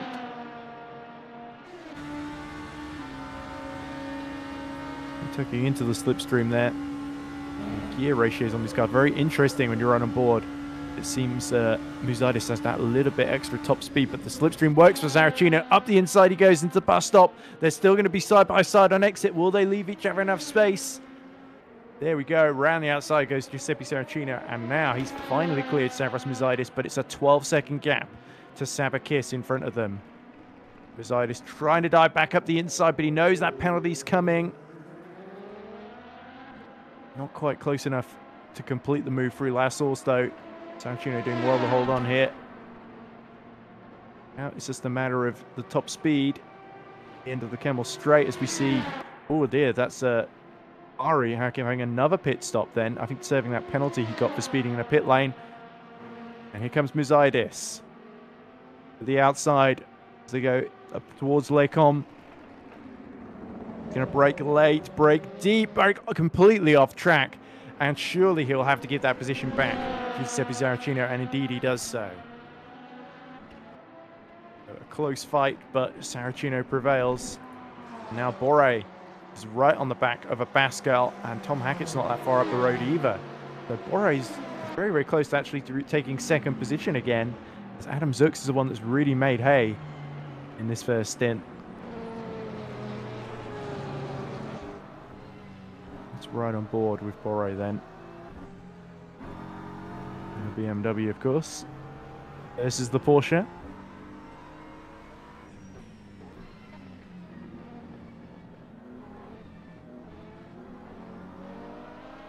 By the way, since I've got no co-commentators, any comments in the chat would be much appreciated. I've actually been commentating for a lot longer than I said I would, but I guess I'll keep going until I get bored. Or until it gets to 5 o'clock. Whichever happens first. And now Pascal, for all these interruptions. Oh, it's closed! This Carl Bangos, taps the back very late into the Piff Paff chicane there. I'm not sure why. Any chicane, I should say. That looks like a Brad Noddy just being lapped then by this podium contesting trio. That's actually helped Tom Hackett a little bit because Abasca was closing on him before that moment. It's being a closing. Scarpelli's got a great run on Scott. They've cleared the lap traffic. Muzidis is in to serve that penalty. That will drop him potentially out of the top 7 here.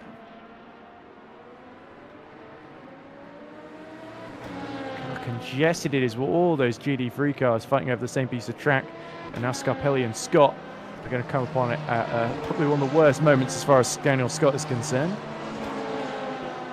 Daniel Scott, the Scotsman, looking for rookie monsters. And here we go, Scarpelli. Just going to try and thread his way up the inside then of Scott to La Source, but unsuccessful on this occasion. While Borre is just in front of them, closing on Abascal, putting up on the pressure. Can Thomas Abascal have any cheeky tricks? The rascal up his sleeve is just out of the pits. Comes one of the LMP2s, and round the outside goes Scarpelli and Scott onto the grass. That was very, very bold and brave, and somehow they all survive in one piece. But Carl Bangus Borre has got through it, Pascal, in all of that madness there, using the slipstream to his advantage. So up to third now. Going to make up the 1.7 seconds to Hackett. Okay, that was Muzidis coming out from his penalty alongside Scarpelli. Then he's going to make the move up the inside into Rivage. Very smart driving from Muzidis, muscling his way through. Next target now, Daniel Scott. Needs to make sure he doesn't get boxed in these two's battles here. Going to go immediately up the inside into Pujon, but it understeers on him a little bit. Has to get out of the throttle.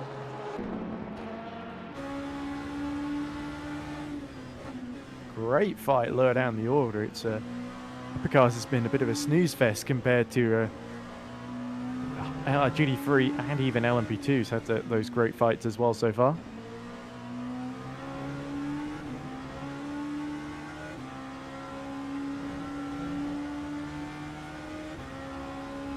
Musidis gets into the slipstream.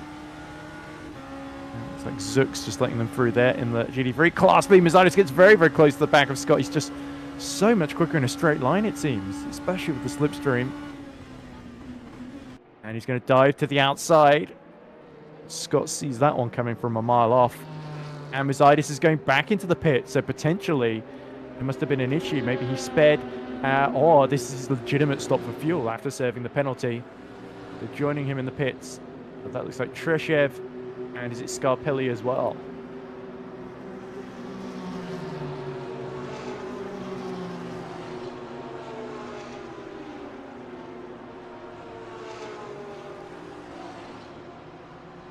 Yeah, looks like Thomas Mold has pit as well.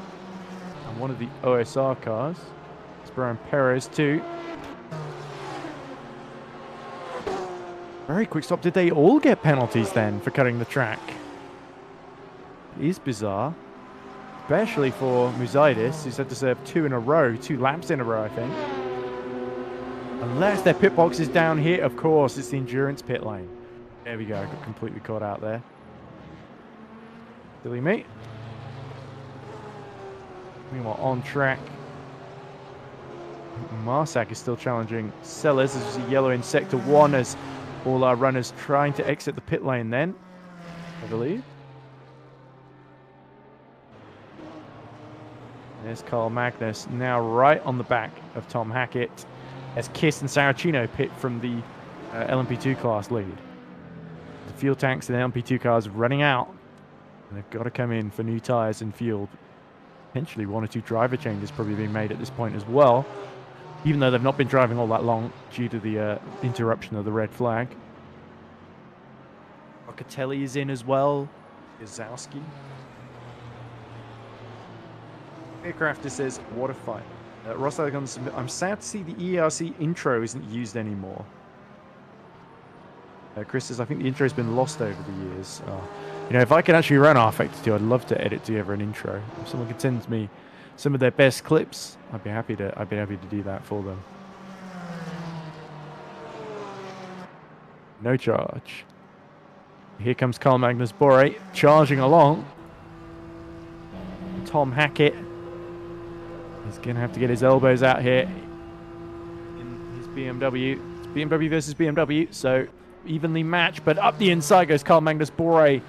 You saw Hackett just move across to the racing line and was caught out by Carl Magnus Bore there, so his experience, his racecraft coming very much in handy there. That's him up to second then. An impressive recovery from the man that had started on the front row. Started on pole position, of course, didn't he? It's like Carbonari, I think, is coming into the pits there for OSR. So Tanner Scott stayed out. Saracino from second is still in second because of the pit stops behind him. Let's see if this rejoin is any safer. Yeah, it certainly is. It's a bit awkward as you come up just next to the racing line on the inside there for a Radion. Snowden and Pribek are in the pits as well. There they are. There's Snowden anyway. There is Pribek. His pit box a bit further up.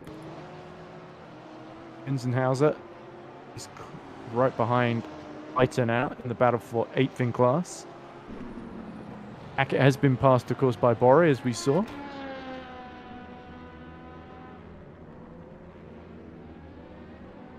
Bradley Sellers, meanwhile, is right behind a Pascal.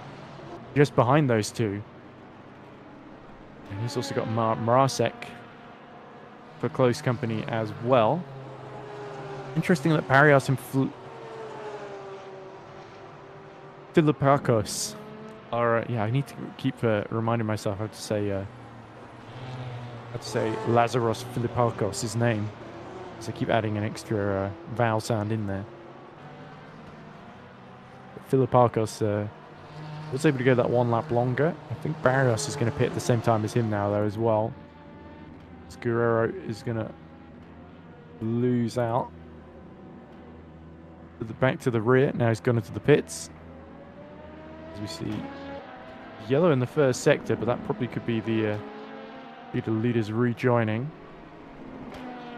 Maltsev in 8th for Cyberlinks in LMP2.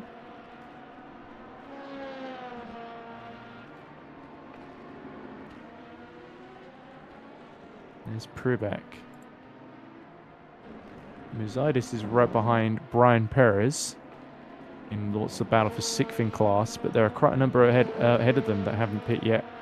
We do see a driver change for Boy Transport number 40, Antoni Paparinopoulos. I believe he's a Greek driver, if I'm not mistaken, getting on board that car, as Jeffrey Backer gets a penalty as well.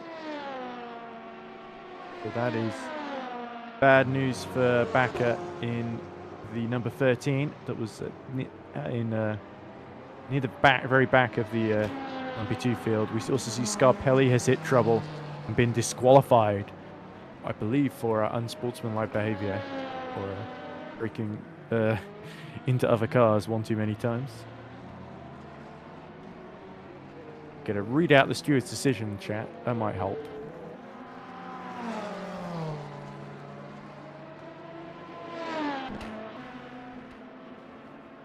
No mention of there was a mention of drive-through for XRL Esports 21 for causing a collision. As that's Paparinopoulos rejoining the track and actually hitting the wall. Oh dear! Big mistake for Paparinopoulos while I was looking away at the top of Oruge and Radion, and that could be Boyd Transport out. So having just got in the car, he's made a huge mistake, then hit, I think, one of the GT3 cars. And that could even be a code 80 because it sounds like that engine has died on the pit exit there. Or just off the pit exit line. He's sort of in the middle, in sort of no man's land. It's disastrous for Paparinopoulos. Radnotti is crawling around. Oh, that car doesn't look too healthy. Stuck in second gear. Doesn't look like we're on code 80 conditions yet. Barrios is still being serviced. Radnotti, goes well out the way. And yet, Boy Transport number 40 is out. Can't do replays, but I might try and see if I can diagnose what happened to Paparinopoulos by winding back a bit. Oh, he got hit by the by Radnotti.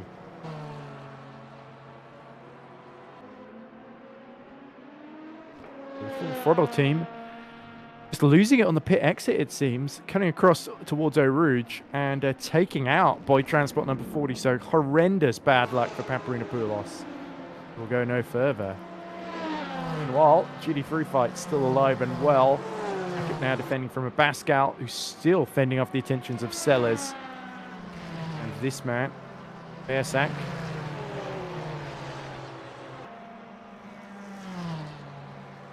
Lucky we were watching Paparinopoulos. Otherwise, we would have missed that completely. Well, I certainly did. Anyway. Bradley Sellers just shifting around, but there's so much lap traffic here as a Bascal laps the dark blue car. Oh, is that? Yes, that's a Bari. Several laps down, and look at this, the race leader trying to get involved here as well.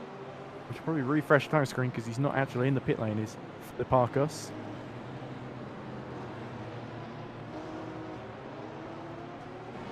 Here we go, 24 seconds in the lead, that looks right. Pascal desperate to hold on to that fourth position, but Sellers and Marsac looking like very threatening presences at this phase of the race. And of course, the more that Pascal can keep them at bay, the better it is for Tom Hackett too, as Radnotti is crawling around, still trying to get back to the pit lane with a very, very damaged car. It was a big hit with the Boyd Transport car. And you have to say the blame for that one is very much on Radnotti. I think it's unanimous. And Boyd Transport number 40 had already been hit by XRL Esports, who got that drive-through penalty. There's also a drive-through for number 50 for causing collision with Air Racing 45 and Rookie Monsters 93 in the GT3 class. was what that was all about. And there we go. Scarpelli's been undisqualified. Oh, as he just tries to avoid the almost stationary car of Radnoddy there, who's not very good at getting out of the way, it must be said. But a huge train of cars, although it's not easy, I will admit. I certainly think the approach has left a little bit to be desired. Into the pits he comes, and the full throttle.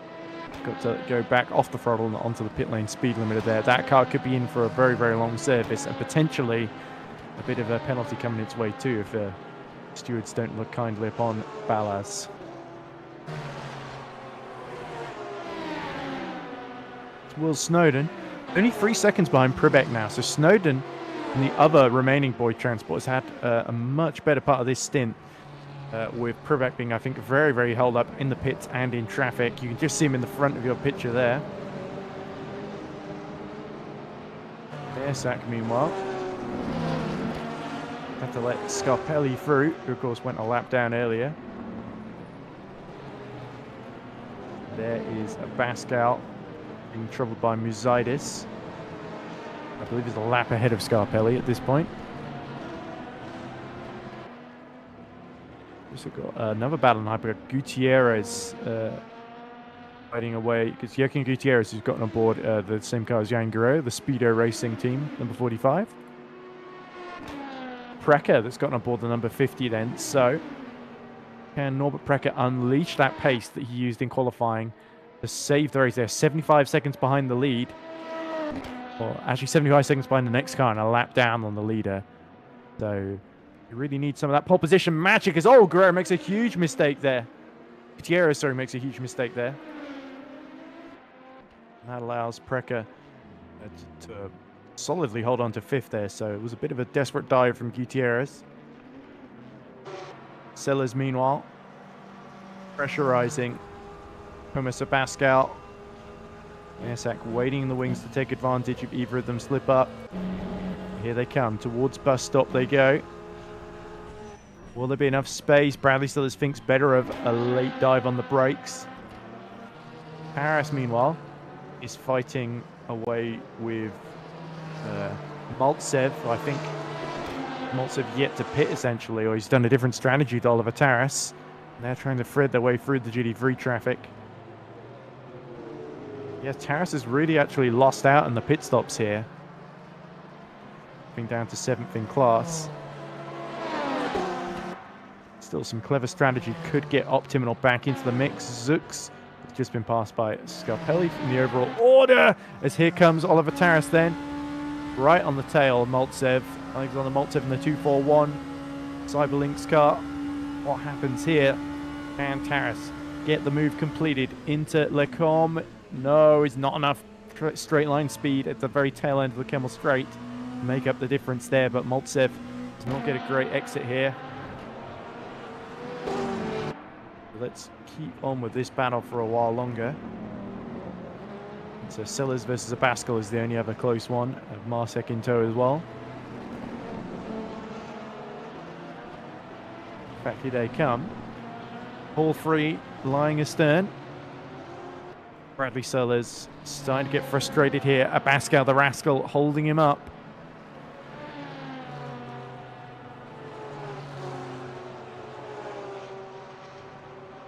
So Chris Tompkins says, I don't think that was the intent of Radnoddy. His car just stopped in the apex of Eau Rouge a couple of seconds, and then he got rear-ended by BMW and pinged across the track. So I didn't see the BMW hit him as well. I just saw him appear out of nowhere and completely take it. I think either way, you got to say Boyd Transport, number 40, the innocent victims there. Paparinopoulos. Meanwhile, Bradley Sellers just hoping the BMW straight line speed is going to have enough grunt to overcome the Porsche here, as Taras completes the move on Maltsev into the bus stop and goes all the way around the outside. Lovely stuff from the British driver. Bradley Sellers not able to emulate it though, as you see Boosink in the background being lapped by a hypercar. Maltsev a little bit too far now. take advantage of the slipstream as Scarpelli gets another penalty. Oh, dearie me. Not been the ideal race for him, has it? He must have cut across somewhere going up over Region Radion. Oh, and here's a change for position. Gutierrez goes around the outside of Norbert Precker. Precker makes a mistake pushing that little bit too hard. Rizidis is also right behind Carbonari. The battle for fourth overall, and now Taras is catching both of them now that he's cleared Khrushchev. Maltsev, sorry. Mate.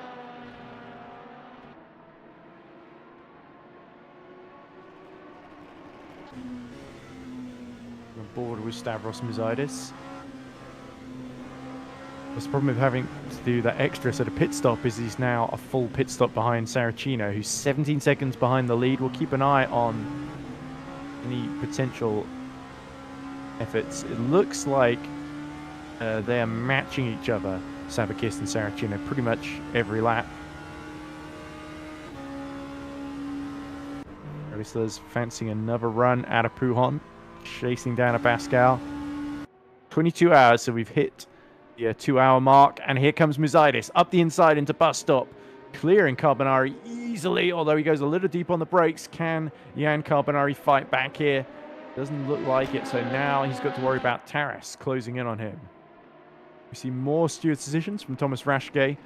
Drive through for Optimal number 3, involving him and number 28. Drive through for Optimal for unsafe rejoin, which causes a collision. That's Optimal number 3. That would be Scarpelli, of course. And number 28 was, of course, trying to remember who number 28 was. Oh, there's somebody going very, very deep in the LMP2 there at the bus stop.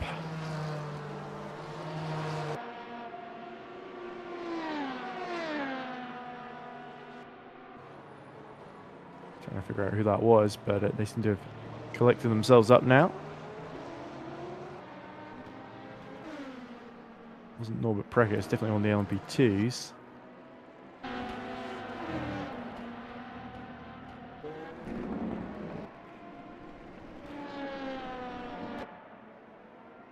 Adam Zux leading by 3.4 seconds over Karl Mangus Bore. Bore has been eating into that lead lap by lap. He was 7/10 quicker the previous lap, so I don't think Adam Zux can afford to get comfy here because Bore has mounted a tremendous comeback.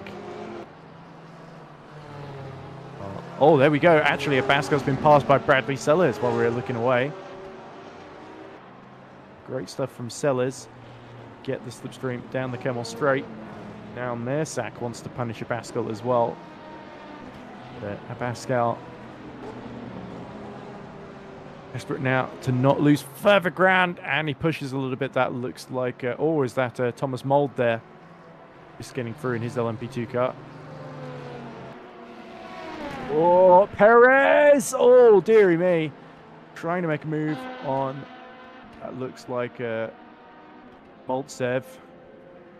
It was Maltsev. Maltsev just ran him a little bit out of room there, but good save from Brian Perez, but that will certainly make him even more furious than he was already. And there's still quite a long way to go.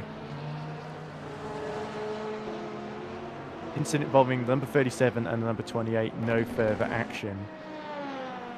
I'm trying to remember who number 28 actually is in this race. This is Mersak. Continuing to close here.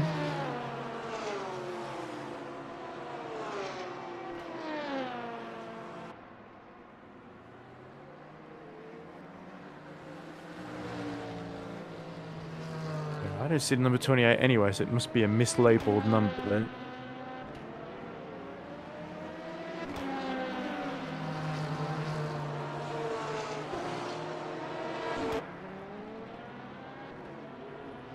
Let's see if I can find the entry list anywhere. It might shed some light, or the teams sign up. Confirmed teams, there we go.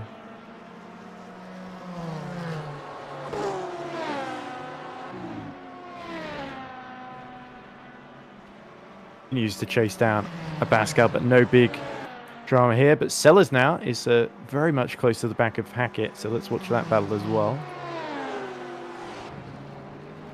The number 28 is Bottling Motorsport, I believe, in LMP2, so that's the Brian Perez car, of course.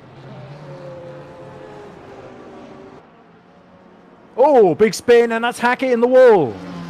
Oh, dearie me. So while fighting away with Bradley Sellers, it's all gone wrong for Hackett. There he is, just collecting himself. Is there any major damage to that steering wheel? He's dropped down to 9th in class now.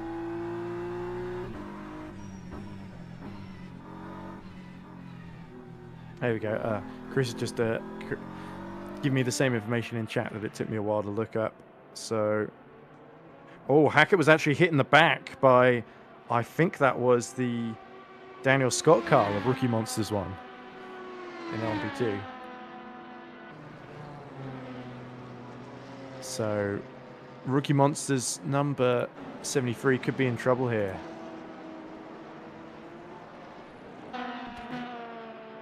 There's Perez, who's trying to mount another attack in the bottling car. And there's Boosink, who's lost his rear wing as well. Oh dear, what on earth is going on this lap? It seems like he's all just kicked off. And there's another car ahead of him with no rear wing. Is that Viter? Jan-Nicholas Viter. Yes, and it's code 80, I think, that's just been called because everyone has slowed right down. So let's get the graphic up. First code 80 of the race then. Who pits? So we've got 2 wounded cars at the very least. And Tom Hackett as well, that was looking a bit second hand. Savakis pits from the lead in LMP2. Hackett doesn't seem to have got away. He's come out just ahead, Hackett, of Viter as well. So actually he got a little bit lucky there that there was that separate incident between, it looks like Boosink and Viter. I think we might have missed it on stream though.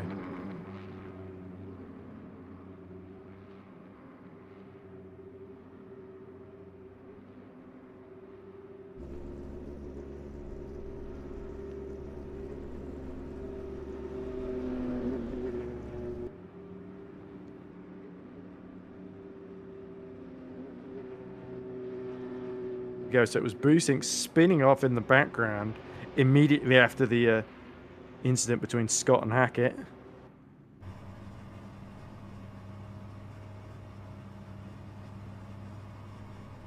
I think Boosink spun on his own, and I think Viter either had a separate incident or got involved in that incident. Right, so we see more pit stops then under code 80. We see Precker coming in the full throttle car. Saracino and Kiss are in. Sellers, Marsek, Pascal, and Borre all in, unsurprisingly. But it's going to be, I think, Boosink that we're waiting on. Once he comes in, the code 80 will be over. So there will be a chance for Hackett and Viter to get in. But they're only just ahead, as you can see, up the road. In comes Hackett. Viter as well.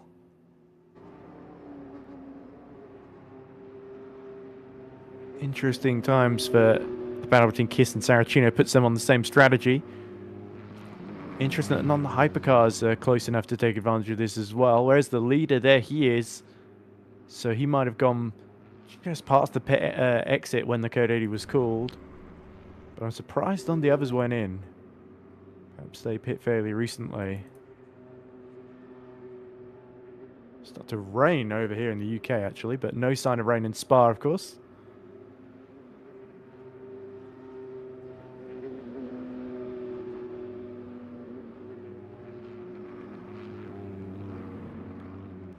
So code 80 should be ending soon then, because Viter has made it to pit, unless there's somebody else on track that's also injured themselves.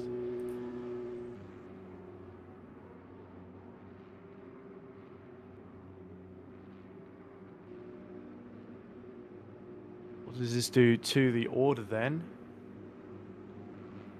So it puts Kiss 12 seconds ahead of Saracino. They've come out about 23 seconds then ahead of Locatelli and Muzidis.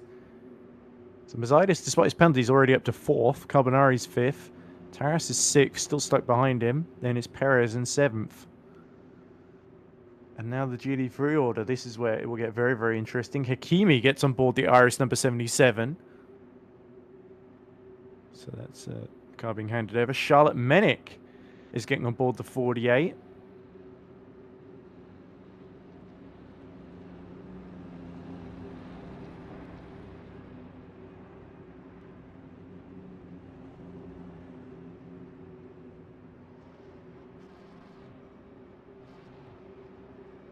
Interesting, this is such a long code 80 as well. There's Devo coming in. Musadis is also coming into the pits, interestingly.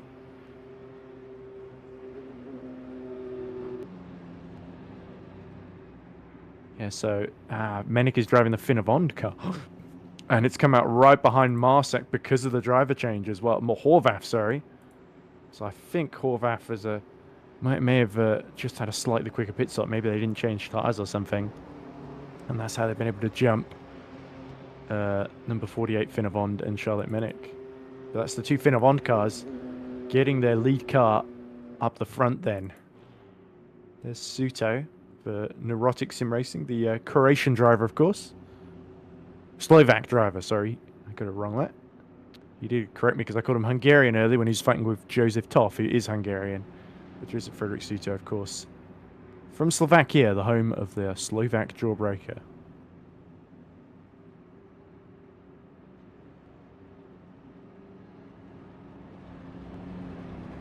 So happens you've got no one to bounce off of in commentary. He's got a very long code 80, but that code 80 has just ended. Yeah, because I'm not in the TeamSpeak chat. I've got no indication of when the code 80 ends. Just have to wait for them to start speeding up on track then. So we're back under green flag. There's still a few cars stuck in the pit lane. But Hakimi now will continue that charge of the number 77 team. And you've got to say, they are looking very, very confident. But because they changed drivers, they're now 40 seconds behind Adam Zux. They have at least got their first driver change out of the way.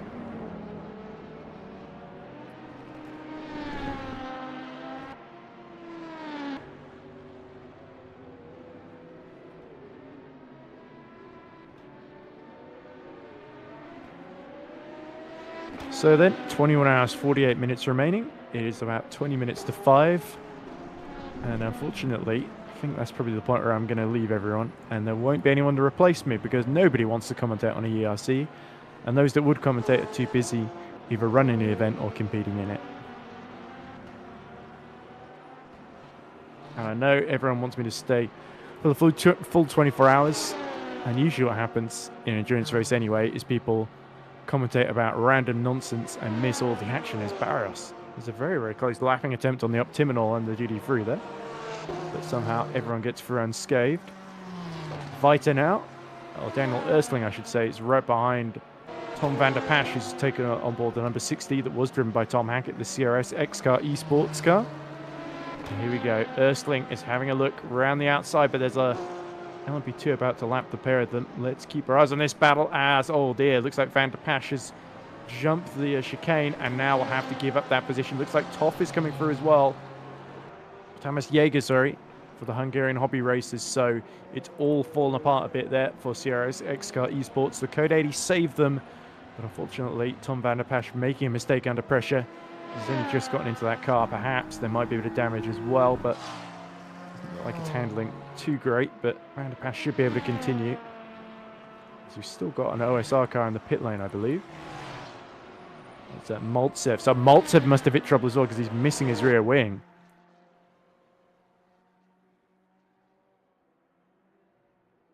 Yeah, there we go. So that must have been something that we missed on stream. Maltsev getting into it. He was getting very, very close and physical, wasn't he, with the number 28 bottling car. Oh, look at that lapping attempt from Pribek there on the OSR car. Tom van der Pasch has lost his rear wing almost immediately up Eau Rouge and Radion. So that really is disastrous for CRX X-Car eSports. So there's any more stewards' decisions that have been made. Decision 8 involving the number 40 and the number 69, no further action then, as Van der Pasch has looped it onto the gravel at Les Combes. This is very, very painful, especially for Tom Hackett having done such a good job, having one incident where he got taken out by Rookie Monsters LMP2. And now suddenly he's found himself in a whole world of pain. Oh, and we're under code 80 again. There we go. Everyone has slowed down. We'll allow this EERC cart to get back to the pits, and anybody who didn't pit under the first code 80 will probably try and pit under this one.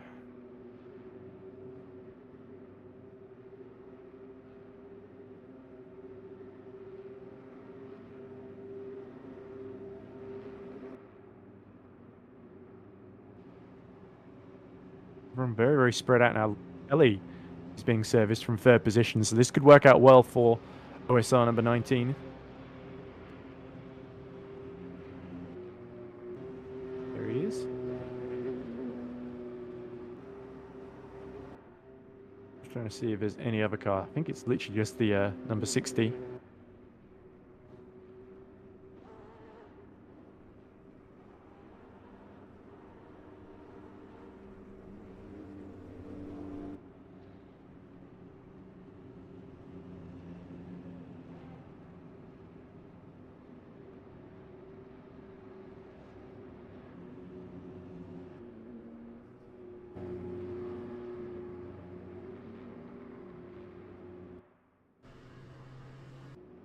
So then, Christopher Suto hits for Neurotic Sim Racing from second in class. So this is a great opportunity for him to actually gain a few positions here. Horvath gets through, having pit under the previous code 80.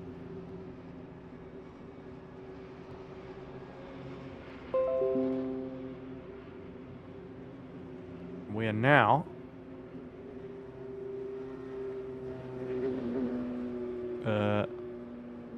seeing the strategies pan out then. So this has gone very well for Finovon. They're now second and third in GD3. Bradley Sellers in fourth for Rookie Monsters. Hakimi, interesting strategy to make this second stop under code 80 because they did just change drivers as well. Perhaps they didn't change tires or something. Locatelli exiting the pits in third place, so yeah, quite a way ahead of Musaidis, who's also decided to pit under this second code 80. So this has worked out well for OSR. A very clear third place and a small advantage over Saracino and Kiss ahead of them, but they are, of course, 46 seconds ahead of them. It's almost the length of a pit stop, essentially. Is Maltsev right behind? He's come up right behind Scarpelli then. That's what's happened to him with losing the rear wing. It's put him basically on level terms with that car. It's had so much issues today. There's Hakimi. Interesting strategy. I don't quite see it working out for them, making this a stop so soon because the field was still bunched together. So they're just going to go at the back of the near the rear of the PD3 pack. They're going to come out in 27th overall. So that's behind Zux, Horvath, Menik, Sellers, Inzenhauser, Erstling, Jaeger, Tavanari, Hakimi, and then Hakimi, yeah.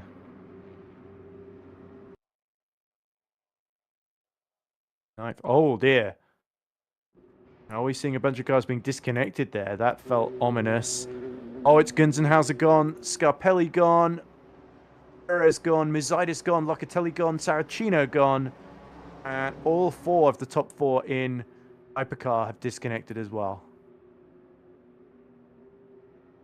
Loparkos out, Pribek out, Snowden out, Arias out,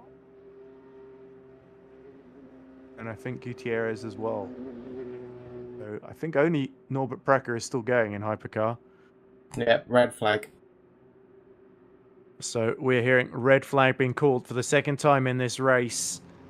As we're still under code 80. Mika Hakimi gets out of the pits only to find we've got a horrible situation now because everyone pit under the code 80 and then suddenly there was a red flag causing disconnection. So another, I think it's pretty much the same 10 cars that got disconnected the first time, or 11 cars I should say, have been disconnected this time. Although on this occasion most of the GD3 field seems to be intact. Stop before you cross the line. So unfortunately, with just under 22 hours to go, we've only really been able to go an hour at a time. Just over an hour, I should say, before running into more issues with the server. So I have a feeling we could be in for Very, very heavy delay here once more.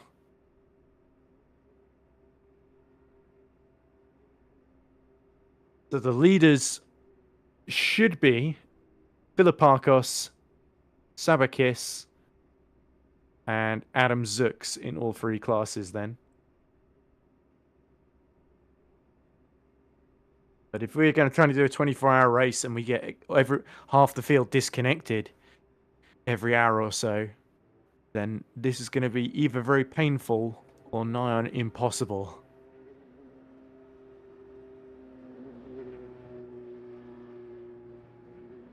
Right, so while we wait for a decision to be made, I think we should probably go on a break, if I'm being completely honest.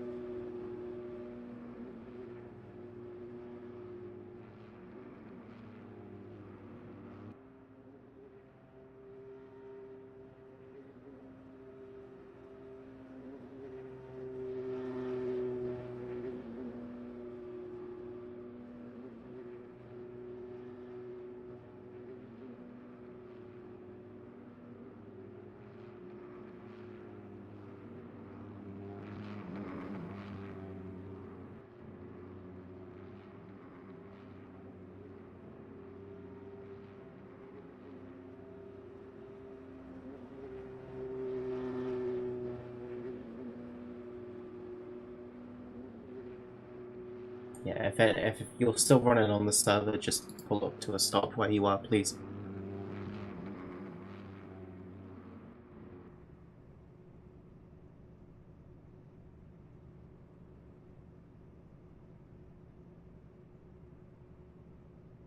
That doesn't mean keep driving. That means stop. It's pretty simple.